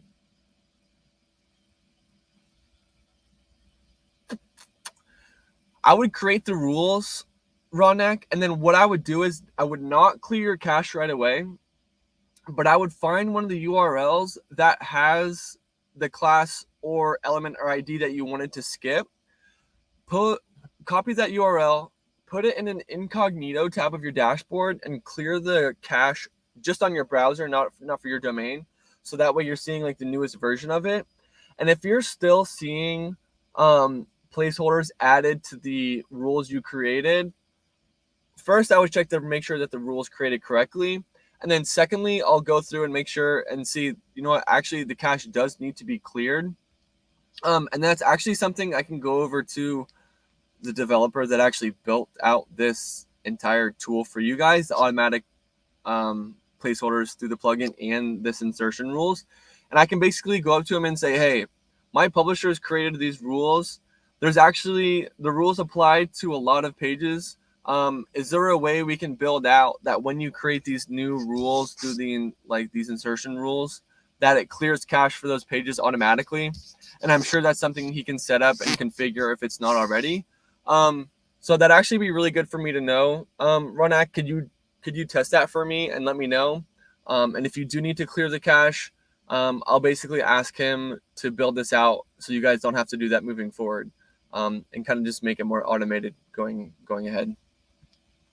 But those are the constant improvements that we're always trying to like find and catch, and that's a really good idea, Ronak, and it's a great question. Miguel Silva says, Miguel was tapping in to help you out. Captain Paul says, Paul, do check your hosts as well. They sometimes have free backup services. I think SiteGround has it, for example. So Miguel, so we were actually talking, his question was more geared towards when you're on Ezoic's free WordPress hosting. So this is going to be through our hosting, and we do not offer free backups right now, which is why we offer, or we basically suggest doing it through the Updraft Plus or the all-in-one plugin. I love the fact, Miguel, that you're going in trying to help each other help out other publishers. That's ideally how we want this to work. That's kind of how Twist works already.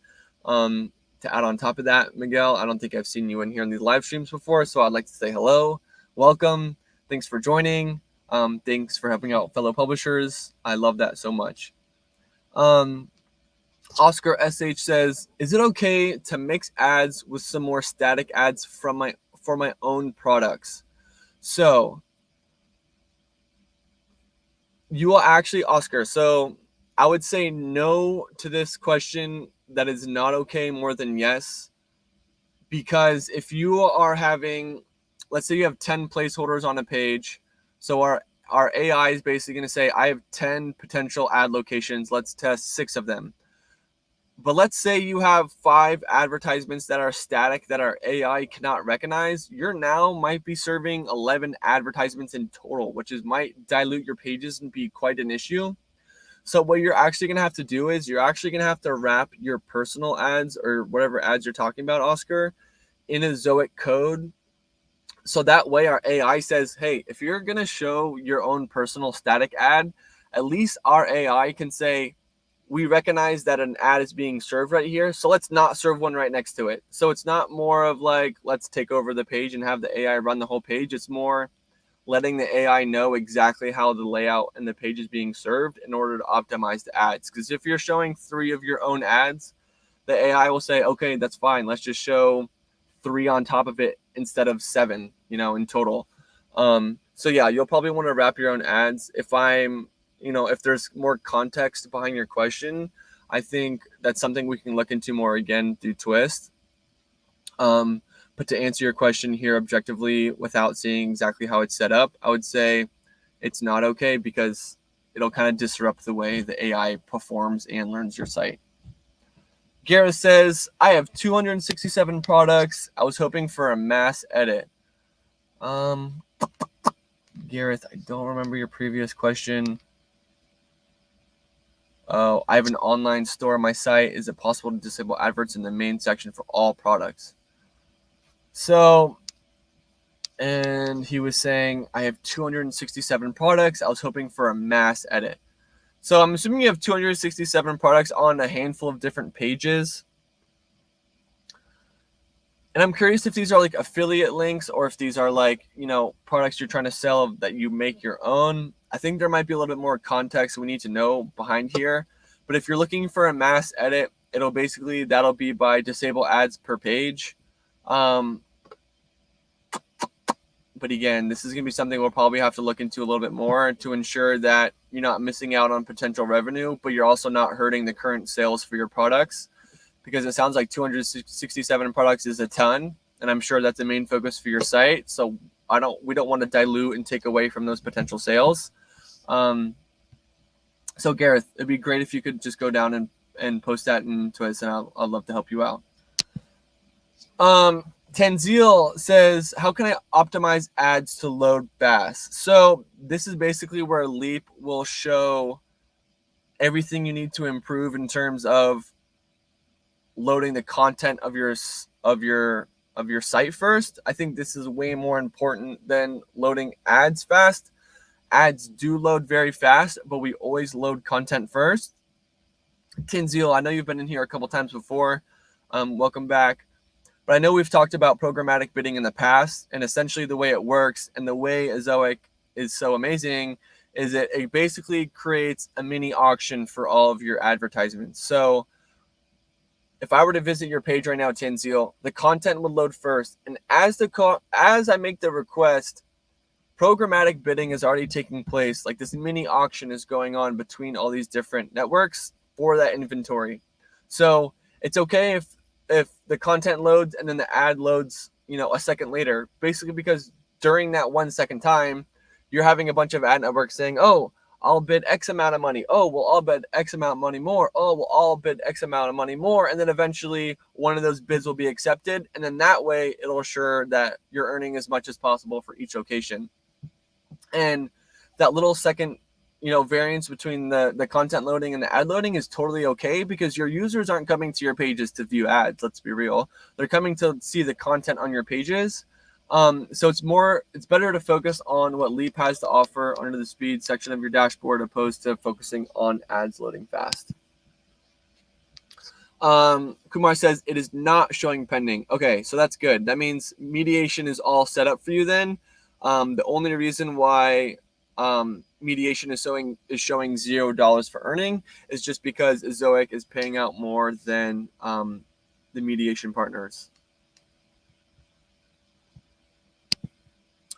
Oscar says, so I'm using a content sidebar style for ads currently, but some websites use double sidebars with ads. I'm just wondering how many ads are too much. Would content sidebar work? So I'm assuming you mean content in the middle and you have a sidebar on both sides. All the data that we've actually found is that having ads under both sidebars is actually not a good practice. It may seem smart and it might seem great, but the data is there and is not going to agree with us on that. And data at the end of the day needs to be supportive of what we actually show on your layout. And it actually can create issues with Google policy violations because let's say you have ads in the content, you also have ads in the sidebar.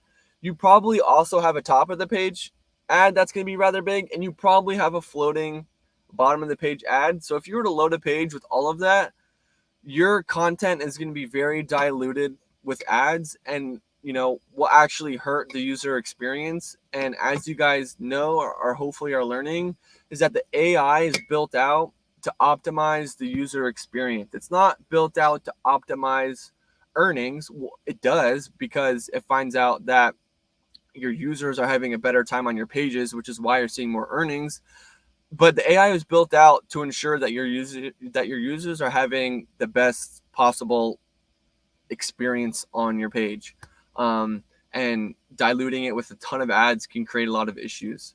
So I would say how many ads are too much. This is also very dependent on the user. I think there's been some studies showing that kids my age, for example, I'm 25. I'm a Gen Z. So I'm an early Gen Zer, but I think some of the studies have shown that a lot of kids my age and on the younger end have been so desensitized to seeing so many ads as, the modern world comes around. Advertisements, a multi-billion-dollar industry. So what I'm trying to get at is sometimes kids my age are already so used to it and so desensitized that showing more ads actually wouldn't hurt user experience at all. On the contrary, if you have a lot of visitors that are older, maybe they will want to see less ads. There's no correlation between more age and less ads being a thing. I'm just kind of saying the opposite of what the study I saw. I'm not saying that's the truth and that's the way the case is. I'm also not saying correlation is exactly with causation because that's not the way science works. But that's just something to keep in mind. It's very subjective. I think if you want to value your opinion and on how you want to display ads on your site, that is very okay. Oscar, I think if you wanted to test this and say, hey, maybe I want to show more ads, maybe I want to show less ads and see how it works, one really easy setting you can adjust, and this is kind of good information for everyone here. If you go to the settings tab of your dashboard on the very far right, you'll find optimization goals. And I think there's 4 or 3 of them there. Essentially, the first one will be revenue focused. The second will be balanced. And then the third will be experience focused. The balanced one is what we suggest the most. It'll show recommended next to it. But essentially, this is where we find the perfect balance of having good revenue, but also really taking care of the user experience. It's not something that's on the back burner. It's something that's very important.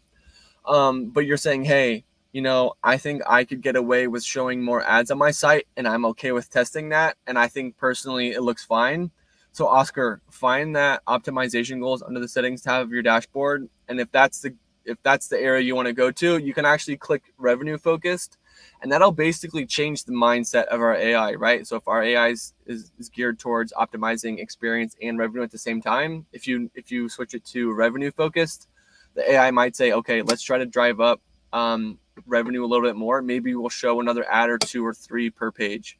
And then on the contrary, if you're saying, I actually hate seeing ads, I'm not super worried about driving up revenue as much as possible, I just want to hold on to the user experience more than anything, you can actually just click, user experience focused, and then we'll actually, the AI will show and test a few less ads per page. And that's kind of like the quickest setting to change, and depending on what direction you want to go to.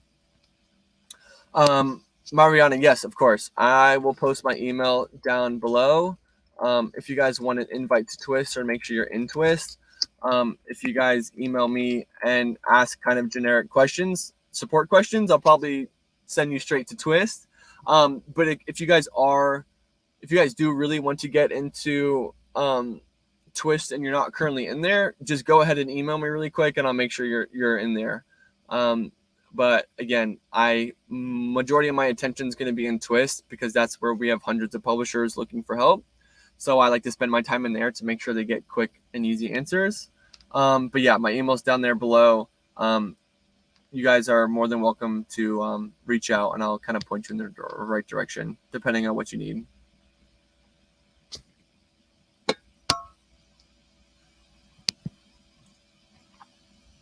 Second language says, if I wrap a AdSense code and add 6 or 7 of them straight on a single page, or by using ad inserter, will it slow my page?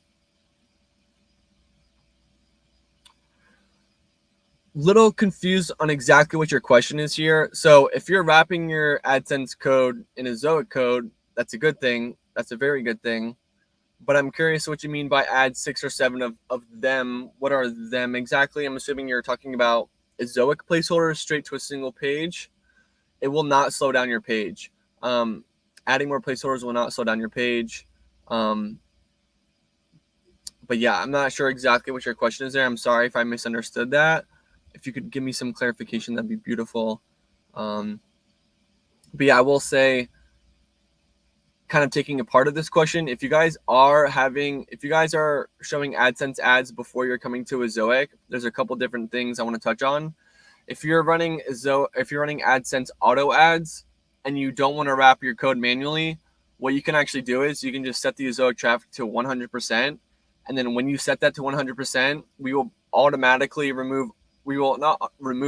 automatically wrap all of your current AdSense ads in Ezoic code, so you won't have to do anything. But if you added AdSense code manually to a handful of pages, you just want to make sure that you wrap the AdSense ads on one of the pages with Ezoic code. You won't have to do it for every single page. It'll kind of carry over to similar pages and similar placeholders. That's just some general knowledge that I think I should share verbally right now. Student Circle says, is Ezoic approval is permanent or temporary? So that's actually more up to you than it is to Ezoic. Ezoic approval can be permanent if you keep it that way. We won't do anything to just take away an approval for nothing. If we find that traffic is either being bought, or if traffic is found invalid, or if traffic is not mimicking human behavior, then we can turn a site off. Or if you add content to your site that is not original and it's scraped, then we will turn it off. So Ezoic approval is, I guess, temporary, but if you want it to be permanent, then that's in your hands. We won't just take monetization away for no reason. That will never ever be the case. It's more if violations or policies were broken. One Life Passport says, what is the best way to use the video player? Also, can I upload my YouTube videos and both get my views on YouTube videos and get Ezoic ads on it as well? One Life Passport, I will say kudos. Another amazing question. Well done. You also covered some of the things that I think are very valuable moving forward at Ezoic. But to jump into it, the best way to use the video player, considering you're using YouTube videos, is you can actually automatically embed all of your YouTube videos into the video section of your dashboard, One Life Passport. So what you can actually do is just go to the video section of your dashboard. You can embed all of your YouTube videos from there. Sorry, I'm a little bit of a broken record, but I'm trying to catch my train of thought. And then you can basically serve all your YouTube videos on your domain. You cannot show Ezoic ads on the YouTube platform and have that like count to Ezoic. That's not the way it works.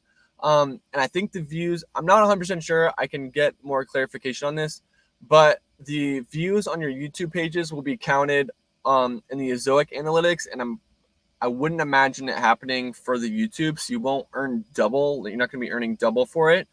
But there is something very valuable with this question you just asked, One Life Passport, is the fact that you're embedding the YouTube videos onto your domain and your pages is you're actually bringing the user to your own community or your own domain. So if they're going to see, for example, if they're going to see your video on YouTube, they're going to be like, wow, that was an awesome video. I took a lot of good stuff away from that. They engaged with the whole video. You're seeing revenue and stuff off this. You got to think about the fact that they're still on YouTube. And the way the YouTube recommendation and the algorithm works, it is very good, and it will not always recommend another video that you have. So you might have that user for your one video, but then they're kind of gone in the books and they're lost in the abyss of YouTube that we've all been in before. We've all been in that abyss. So the really, really valuable part about this and having videos and embedding your videos onto your pages is you're now bringing the user away from YouTube and onto your domain. And now you can actually somewhat control kind of the user path that they're going to go from there. You might say, oh, I have this amazing video on, I'm just going to say Passport because your name's Passport, on let's say how to renew your passport. And they're like, oh, that was very beneficial. But let's say how do I pay for it? You might have an article and another video on your domain right next to it in a related tab section that says, how do you pay for a passport? And then your users are saying, great, this is actually the information I need. They're now still engaging with your domain. They're now going to be on another page of yours. They're going to view another video of yours. So you're kind of in the realm and control of what your users are doing and where they're going. So the best way to do it is to embed the videos. Yes, you can upload your YouTube videos, but not for both. But then I really want you to consider the fact of adding videos to your own domain and kind of keeping your users with you there. And I kind of want to touch on videos a little bit more. There is a massive focus at Ezoic right now for last year, for this year moving forward, on video content. I don't want to stress this enough. I will sound like a broken record shamelessly. Video content is going to be huge for not only publishers here, but all over around the world moving forward. It's kind of like a new wave. It's a new era. Publishers that are really on top of it and utilizing are seeing incredible results and seeing really, really good terms of revenue. So if video content is your thing, I would say get on One Life's Passport wave and start just working on that, because it'll literally add so much value to every single page you have. We're also working on some incredible features on our end. I don't know if I can give out too much information, but we'll basically be trying to help you guys create video content moving forward, even if you're not inclined with it at all. If you're saying, hey, Charlie, sounds great, don't know how to do it, we're going to be helping you out doing that moving forward. Third Bliss says, hi, I started about a month ago and my ePMV is lower than someone who joined me same time as I did. The site gets more traffic than mine. How do I make my ePMV higher if that's possible? Thanks. Third Bliss, that's a really good question. And it's really, really hard to compare two domains based off just a timeline, because as you know, there's so many different variables that go into the ePMV metric. And there's so many different things that go into this. For example, let's say the other publisher has all organic traffic and yours is all social media. Normally, and the data shows that organic traffic engages with your content more and spend more time on it. So ePMV and returns and everything there will basically be higher. But it's really hard to just say, oh, I joined earlier, why is my ePMV higher? There's so much we need to look into. But there is a lot of ways you can make your ePMV higher. That is, writing more content and improving SEO, going through all of your top landing pages to make sure that there are a ton of placeholders that are dense throughout the entire article. You want to make sure that there's no objectionable content on your pages, because if we are flagging content or words on your pages, we're actually just going to remove the ads from the page entirely. This is something that happens on Google's end, but that's another avenue there.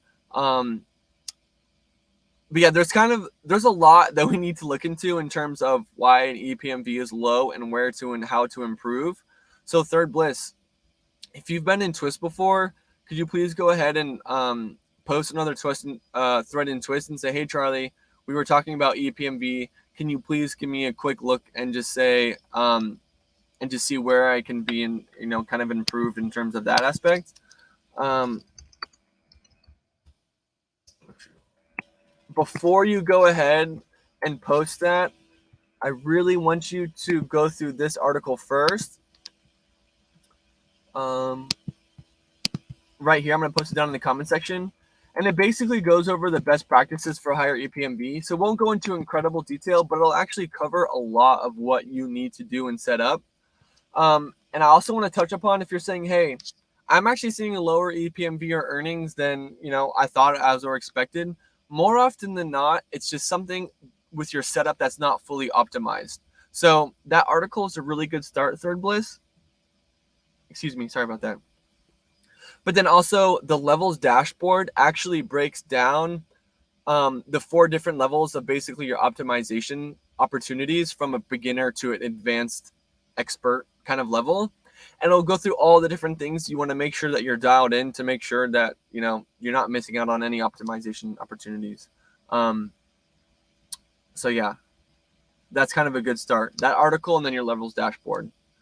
Student Circle says, thank you, team. I love your work. I'll say we love you guys. We love your work. You guys are awesome. We'd be nothing without you guys, so we appreciate you all. We really do. Raheen says, hi, did Zoic approve movie and blog sites? Yes, we approve blog sites. Yes, we approve movie sites.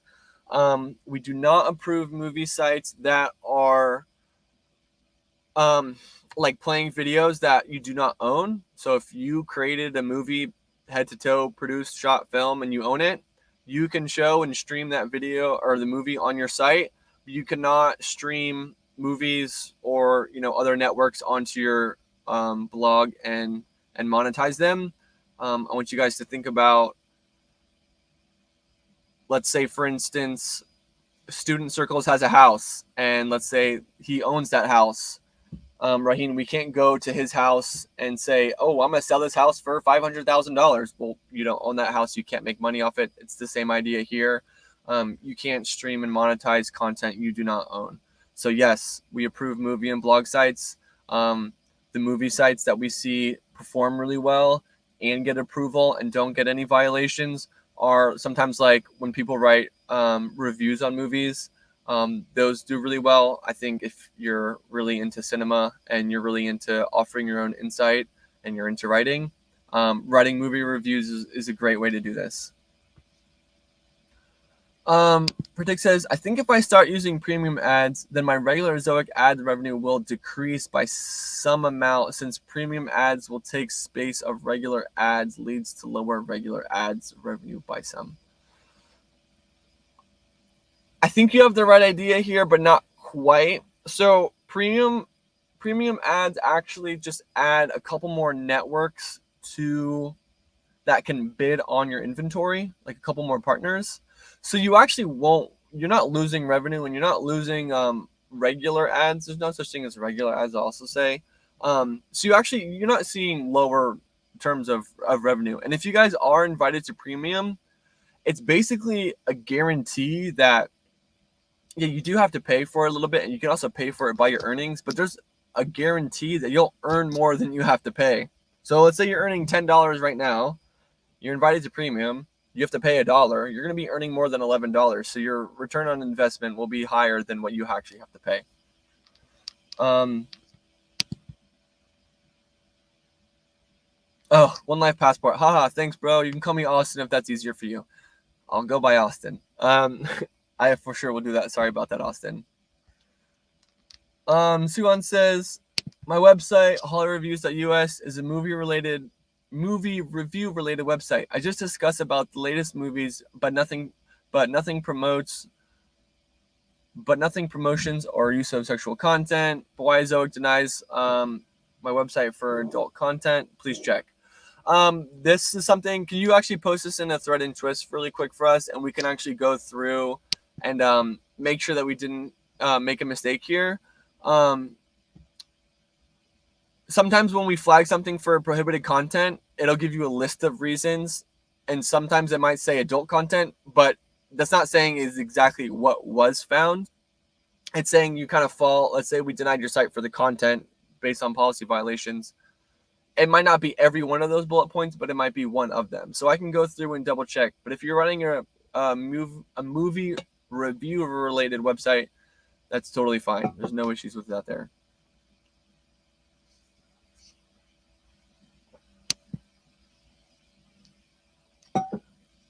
Austin says, I travel the world as a digital nomad and going to be publishing insane amounts of blogs and videos. That's awesome. I think everyone here at Ezoic is a big fan of travel, seeing new places. I know a lot of people are really into that. There's a massive market for you. I was about to call you Passport again, Austin. There's a massive market for you out there. That's awesome. I love to hear that you're traveling and you're a digital nomad. And I'm also a firm believer that if you continue the same efforts you do have now, your Zoic earnings will be paying for your flights, and they'll be paying for your hotels, and you'll be seeing earnings on top of that in the long run. It's going to take work, but if you're doing videos and you're writing new content and you're traveling all the time and you're writing high quality content, then you are really gonna, you're gonna be very, very successful on the Ezoic platform. And I'm your biggest fan. I truly am. Feel free to drop your domain down in the comment section if you want us to check it out. If not, that's totally understandable. Or if you just want to go into Twist and we can talk about maybe things you can work on to ensure that you're doing the right thing, we can do that. But I just love hearing this. I think this is so cool. I think, you're kind of creating your own business and you are your own boss, which I think is so rad. Well done, Austin. So he said, I love to figure this out. He says, I'm having an issue getting my domain approved by Google. Zoic approved me, trying to figure it out. I implemented the advice given on Twist, and it still isn't working. So I would just go back into Twist and comment down below saying, hey, I made the changes that you guys suggested, but Google is still denying me, and I'll be more than happy to go through head to toe and basically try to figure out what exactly is being flagged by Google. To be fully honest and transparent to you guys, all the information that we get from Google on these denials, we share with you. There's nothing we see on the back end that we do not share. So if Google's saying, hey, this one URL is the problem, and this is the exact reason, if we knew that, I promise you we would tell you exactly word for word what they said. But sometimes Google is always remaining a bit vague, and they're not being super explicit in the denials. So from our end, we actually have to analyze the reason for the denial and then go into your site and try to find exactly where Google is marking, depending on what the reason for the denial is. So it does take a bit of investigation from our end and good work, but we are more than happy to do it. But I just want to make sure we're on the same page there, that Google's denying your site, not Ezoic, and that we're actually doing everything in our end to actually analyze and investigate to see what the reason is. And on top of that, we also have Jan, our lead. If you guys are familiar, Jan's our lead. He's actually in meetings with Google every single week. And he's like, hey, this is exactly how it's working. we need you to be more explicit in the denials. And he's basically your guys' biggest advocate directly to Google. So he's constantly telling them like, hey, some of these sites look great and there's no reason they're being denied. Not only that, you're being very vague, so you're not making this an easy process for us. But I want to let you guys know that we fight Google for you guys. We are constantly in their ear about, whatever improvements or changes can be made, because we are willing to do that for you guys. We'll do whatever it takes for you all. Hello again, just tuning in. I'm happy you're here. I'm happy you're with us. If you guys have been in these live streams in the past, you know that the first couple ones only went about 30 minutes due to it just being smaller and a newer idea. But right now the engagement's it's good and you guys are asking questions, and we're now 2 hours and 8 minutes in, and I'm happy to go another hour if that works best for you all. You got this, virtual hug. I appreciate that. Third Bliss says, cool, thanks for explaining to us. Of course, or for explaining that. Yeah, and if you want any more clarification or if you want some more explanation from another perspective or just to reiterate myself, let me know. I'm more than happy to. Love to you guys as well. I love this. Gaz says, I have a UK-based site but get traffic from the US. Will the US traffic see US ads? Can I still get global revenue from a UK site? Yeah, so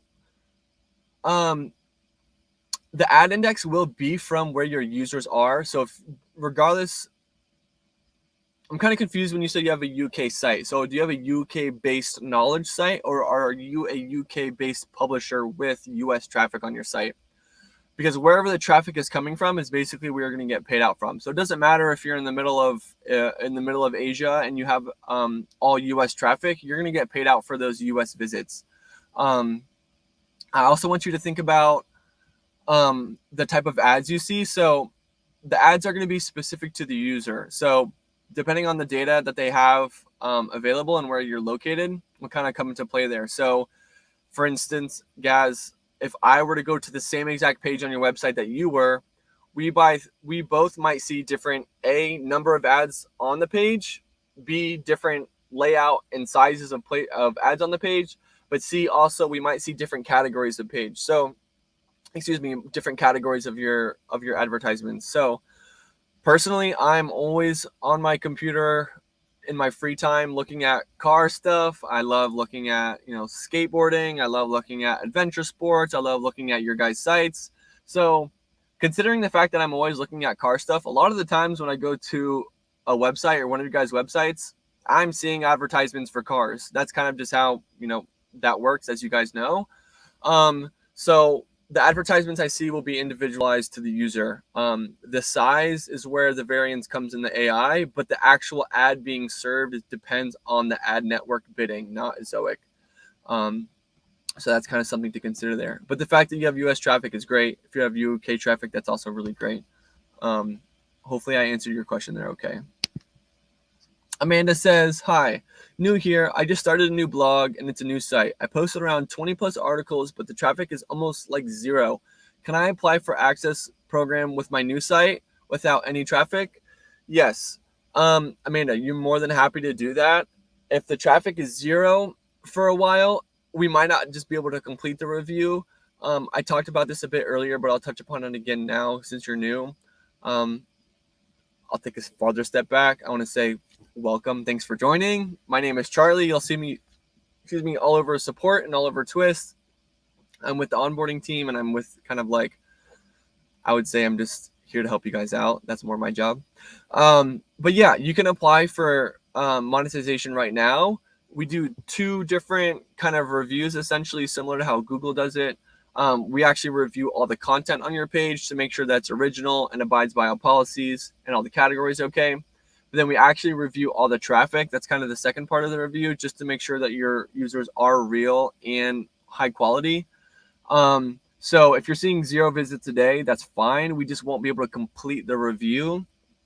At the same time, let's say after 3 months, you see a couple hundred visits in total, but most of those visits are you or maybe like you're working on your site or you have a developer work on your site, so the metrics are kind of skewed because they're not real users yet, you can just say, you can reach out and say, hey, Charlie, like I signed up my site a couple weeks back, but it was brand new. So a lot of the data on the traffic is actually not very representative of what the current sample is visiting your site. You can say, hey, I think this might be a false positive, and I can easily go in and check and say, oh yeah, you know, you're only seeing a couple visits a day. So if you're seeing one very low quality visit, it's going to skew all your data very heavily, and we don't want to deny your site when it's unjust, you know, when it's unjust. So yes, to answer your question in short term, yes, you can apply for monetization right now. It might take a little bit for us to, for your site to kind of gather more data, but once we have enough data, we'll be able to review it. And if you're saying, hey, it was denied, but the site's new, let us know, and we can make sure we didn't make a mistake on our end. Yes, so Third Bliss asked a great question. Can you please explain how to wrap ads? I'm still a bit lost about how to do it. So you only need to wrap ads if you have AdSense ads on your page. So like non-Ezoic ads on your page. And essentially what you can do is, I can drop an article, but you can create a placeholder in the monetization tab of your dashboard. And on the very far right, you'll see like the little, God, what are they called? Like you see little like code snippets, and it's kind of like with the dash through it. And from there, you can actually copy the code and then actually just take that code that's already auto-generated for you and wrap it around your AdSense ads. That was a very poor explanation. Even just hearing myself say that did not sound very right. That's why we have these beautiful articles written out that we want you guys to utilize. Third Bliss, I'm going to drop it down in the comment section now. And this is basically how to wrap your ads, and I'll kind of visually and walk you through that. That was a very poor explanation, but that's essentially it.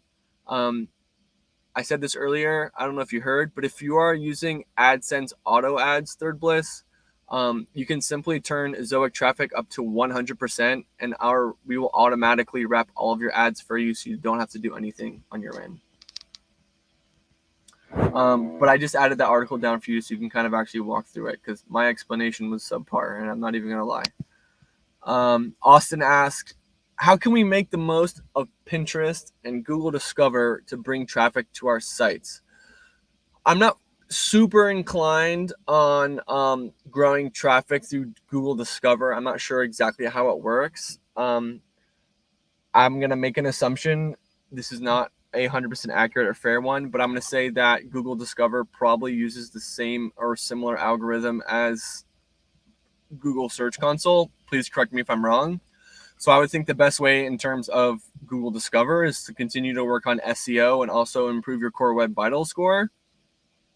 And in terms of Pinterest, if you have a Pinterest page, then you can go through and continue to write your content there, and then you can just link your domain through your Pinterest post to your website. We have a ton of publishers that get 99.9% of their traffic from Pinterest, and they do really, really well. Pinterest is a great way to grow your site and another avenue if you're willing to tap into that side of things.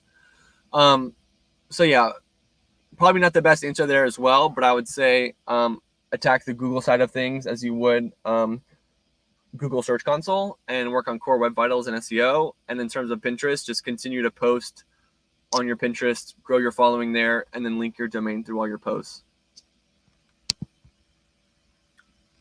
Guy says, I have a young site, only 4 months old. I'm going to wait for an increase in traffic first before applying. That's totally fine. You can do that whenever you want. I will say, guys, if you haven't signed up your site with Ezoic yet and it's brand new, I would just say go ahead and integrate your site with Ezoic. We will automatically start reviewing your site, but you can just reach out to me if it gets denied because it's so new. But what I'm saying is you can actually integrate your site with Ezoic and just gain access to all those features to help grow your site for free. So you might not be able to monetize right away, but if you're looking to grow your site, you can use our analytics. You can use our free WordPress hosting if you're using other features. You know, you can use the entire analytics tab of your dashboard. You can use our GDPR.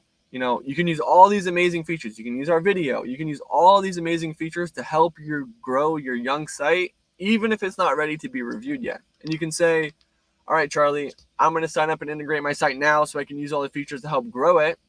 And then 2 months down the road, you're like, hey, Charlie, I'm gaining some traction and I'm kind of gaining some momentum here. I want my site to be reviewed now. We can say, okay, we can see your site was denied in the past, but the site was brand new, so there wasn't really a fair trial or a fair review on your site. And then we can just kind of start that over and rerun your site. So we won't be jerks about it. We won't say, hey, your site was denied, take a lap, leave. We won't do that. That's not fair and that's not right.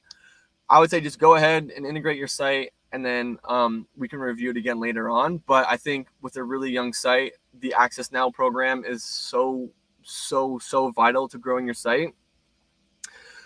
I know I've gone on a bit of a tangent a couple times, but I will also say that the Access Now program is so good for you all because it's a newer platform. So the way Zoic was originally built out and the way it was originally catered to its users were for bigger sites. So we have a sales team that still reach out to, individual larger sites. But I want you guys to think about that our platform was built out to cater to these really, really impressive big sites. So that means our features are built out into incredible detail in order to, find a really good place in the market for big sites, because they need really detailed features. They need detailed settings, and they need really detailed analytics. So the way the platform's built out is to basically tender towards publishers that can make $60,000 a year or more or less, or 10,000, regardless.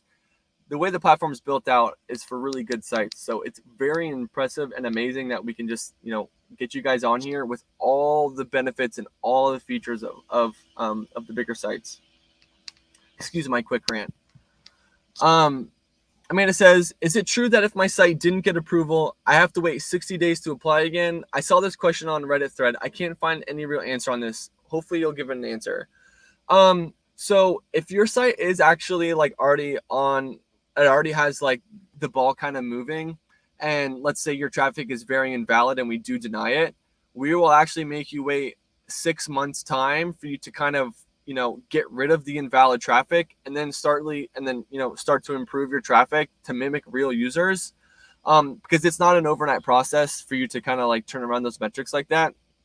So yeah, we might actually make you wait 6 months, but that's if you're, that's usually only if you are, let's say you have 400 visits a day for a couple, days in a row. And then all of a sudden there's 20,000 visits the next day, and none of them are engaging with your pages. And we can actually go through a handful of different metrics and say, oh, this traffic is not real.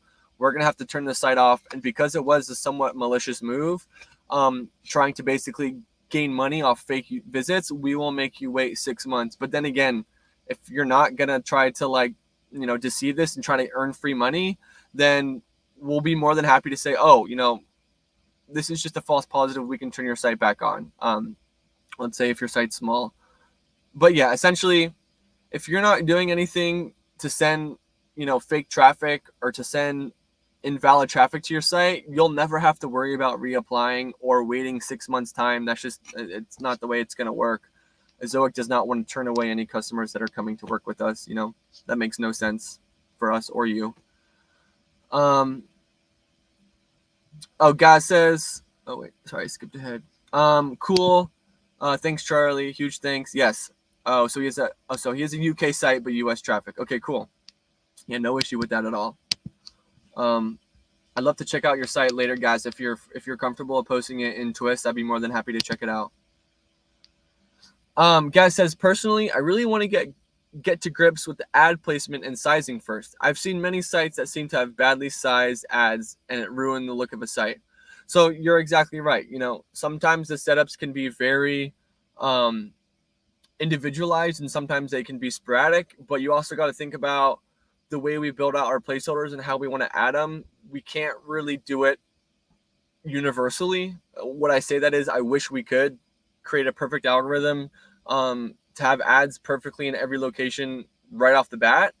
But the way our AI works, it's basically going to have to learn your site over time.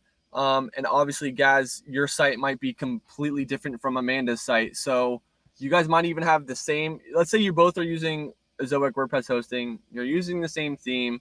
and you even have the same similar layout, the ads still might not be exactly the same due to there's variance between each and every site. But yeah, that is something, we can help with optimizing your placeholder setup. We've done it hundreds of times. Some of us on the team have done it thousands of times even. So we have a very good idea of how to optimize a page.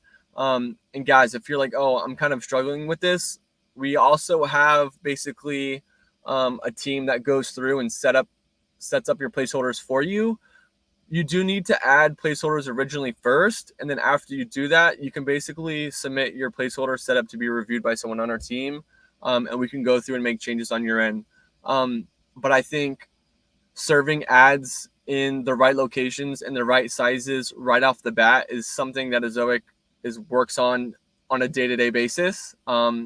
There's certain things that come up that we make changes to, and something I kind of learned working here is that Zoic doesn't look for Band-Aid solutions. So guys, if you saw an issue with your setup and your theme and the way it works, you say, oh, this didn't look right, this isn't going to work for me. Yeah, so we are going to fix your problem and we're going to fix that. But we're also going to go to the developers and say, hey, this is exactly what happened. This is exactly his setup and this is exactly what went down. So let's create a fix for this. So the next time someone else comes with the exact same layout and the exact same theme, they won't see that issue at all. So it is kind of a process, guys. But I do agree that the placeholder setup can be something that you need to kind of get your grips with, as there's a lot of ways to add placeholders. It's important to understand how placeholders even work from a base standpoint. Jan says auto ads deserve to be doesn't have to be wrapped. They are auto removed as well. Jan is actually the lead of our team. Hello, Jan, if he's still in here. Thanks for the correction. So yeah, auto ads do not have to be wrapped. They're auto removed as well. That's for the AdSense auto ads we were talking about, Third Bliss. So yeah, Third Bliss, if you want to, so she says, great, thank you, and great explanation. I use AdSense, so I'll need to do that. If you're unsure if you're using what type of AdSense ads, just go into Twist and say, hey, I'm working on wrapping my ads. I believe I did it. Can you just check to make sure that I'm not running Ezoic and AdSense ads at the same time? We can say absolutely. We'll go through and check to make sure just everything's right there. Constantine says, thanks for your time, Charlie. See you in Twist. I still have an open thread. Beautiful. I'll see you there in a second. Ronak says, in Ad Tester and Ezoic dashboard, inside key value settings, it says, no, please visit the key value app to create config values. What is the key value app here? Where can we add them? It shows blank currently on key and add value dropdowns. To be 100% blunt and honest, I'm not 100% sure exactly. But this is something I can easily go ask someone right after this. I'm currently in office, so I can get a much better answer for you. Inside key value settings, it says, no, please visit the key value app to create config values. So yeah, maybe if Jan's still in here, he can maybe give you a quick write down of what exactly that is. But no, I don't think I can give you the best answer to that, to be completely honest. But I will get an answer for that, and I will learn that. That'll be a new learn for me today. Guy says, I kind of know how I want my site to look for the best user experience. It's great that you offer so much support, Charlie.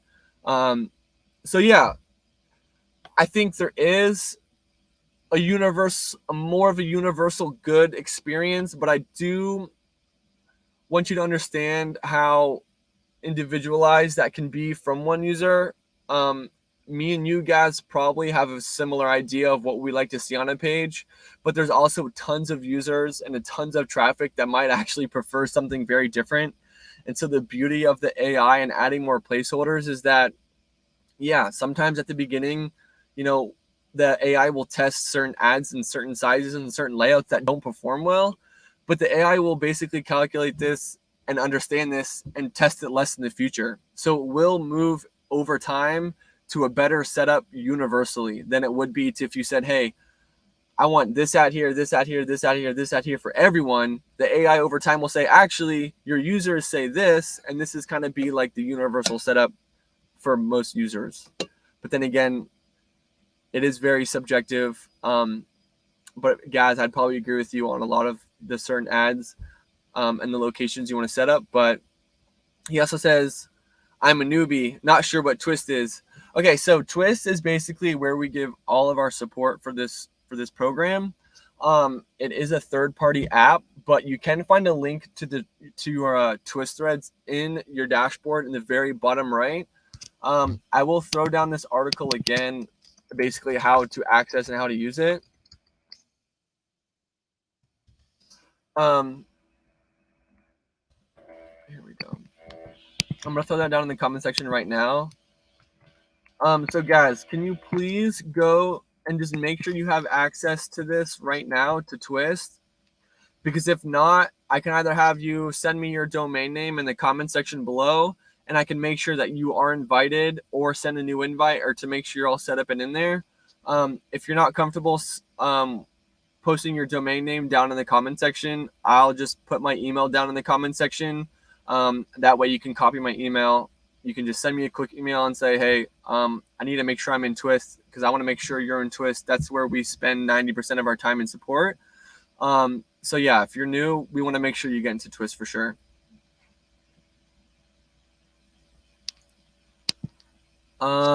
Storyteller Rudolph Ruse says, just turn in when you talked about approval. My second site was rejected more than a half a year ago. I worked on it, contacted support recently, and they said that there's no second chance. True?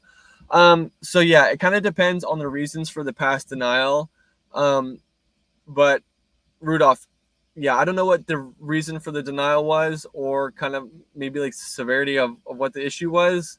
But sometimes the second chance is not valid. Like if you have a ton of download links, or if you're streaming illegal content, or if you're streaming very inappropriate content, sometimes the best thing for us to do is be like, this is not the domain that Zoic can work with.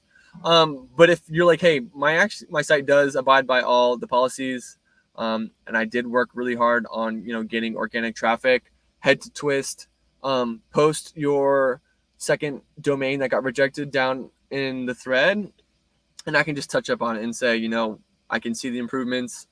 Everything looks good on my end, and we can kind of go in and offer you a second chance. Thank you for doing that, Third Bliss. I appreciate it. Guy says, I'm worried about traffic bouncing because of badly formatted ads while the AI is learning. So the AI is learning at the beginning, but I don't want you to think of it as like some drastic change. You have to think about all the data that we already have since Zoic started years upon years ago. I mean, 6 years ago, or more than 6 years ago.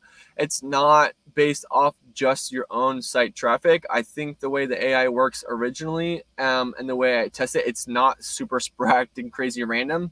It still goes off previous data that it has.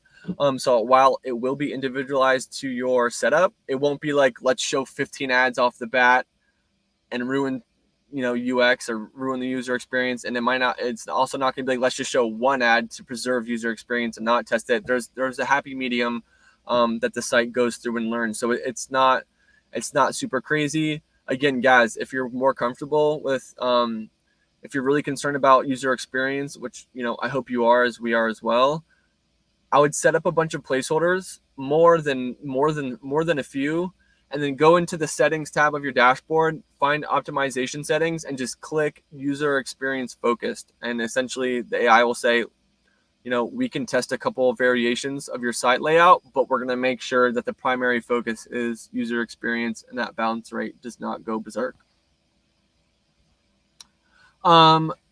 Rudolph says, thanks for your explanation. I'm a level 1 publisher. Can I use Twist? Yes, you can. You absolutely can. Again, I'm actually, since you guys didn't post your domain names, I'm going to post my email down in the comment section again. Again, this is only going to be for publishers that are looking to get into Twist. I can make sure that you're invited, you're currently in there, and you're all set up. If you send me an email and it's kind of like, help me deep dive in ePMV, I'll basically say, I'll see you in Twist and we can help you out there. I won't be able to help you out in my email specifically. But yeah, go ahead and email me, Gaz, and Rudolph, just so I make sure you guys are both in Twist and we can help you out from there. Oh, Gaz, yeah, that's fine. So he says, I'm thinking of using the Chrome extension to do it myself. That's totally fine. But you do use the Chrome extension to add placeholders to your pages. And I want you to remember that adding a placeholder does not mean you're adding a fixed ad location. That's just a potential ad location. So you want to add placeholders to every single spot on the page that you would want an ad to potentially show. Ads will not show in every single location at the same time. But if you're like, hey, this ad in this area might be good for one user, add a placeholder there.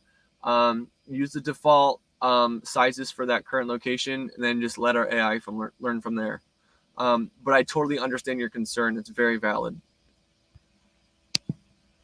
Austin says, what is the Zoic's advice for YouTube and driving YouTube visitors to the blog? Also growing a YouTube channel. In terms of growing a YouTube channel, I think that's something similar to how a publisher might work.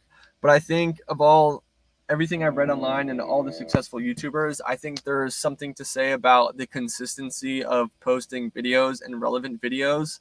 I'm not expert on how the YouTube algorithm works, but I know there is going to be a consistency and quality and quantity of videos you upload. So in terms of driving YouTube visits to the blog, I would say maybe just add an intro or an extra to your YouTube pages and say, hey, you can actually visit my domain and go here, and go from there. But yeah, I can offer more insight on that. I need probably some more research to make sure I'm not, spitting out random words. Austin also asked, what's the difference between YouTube? Sorry.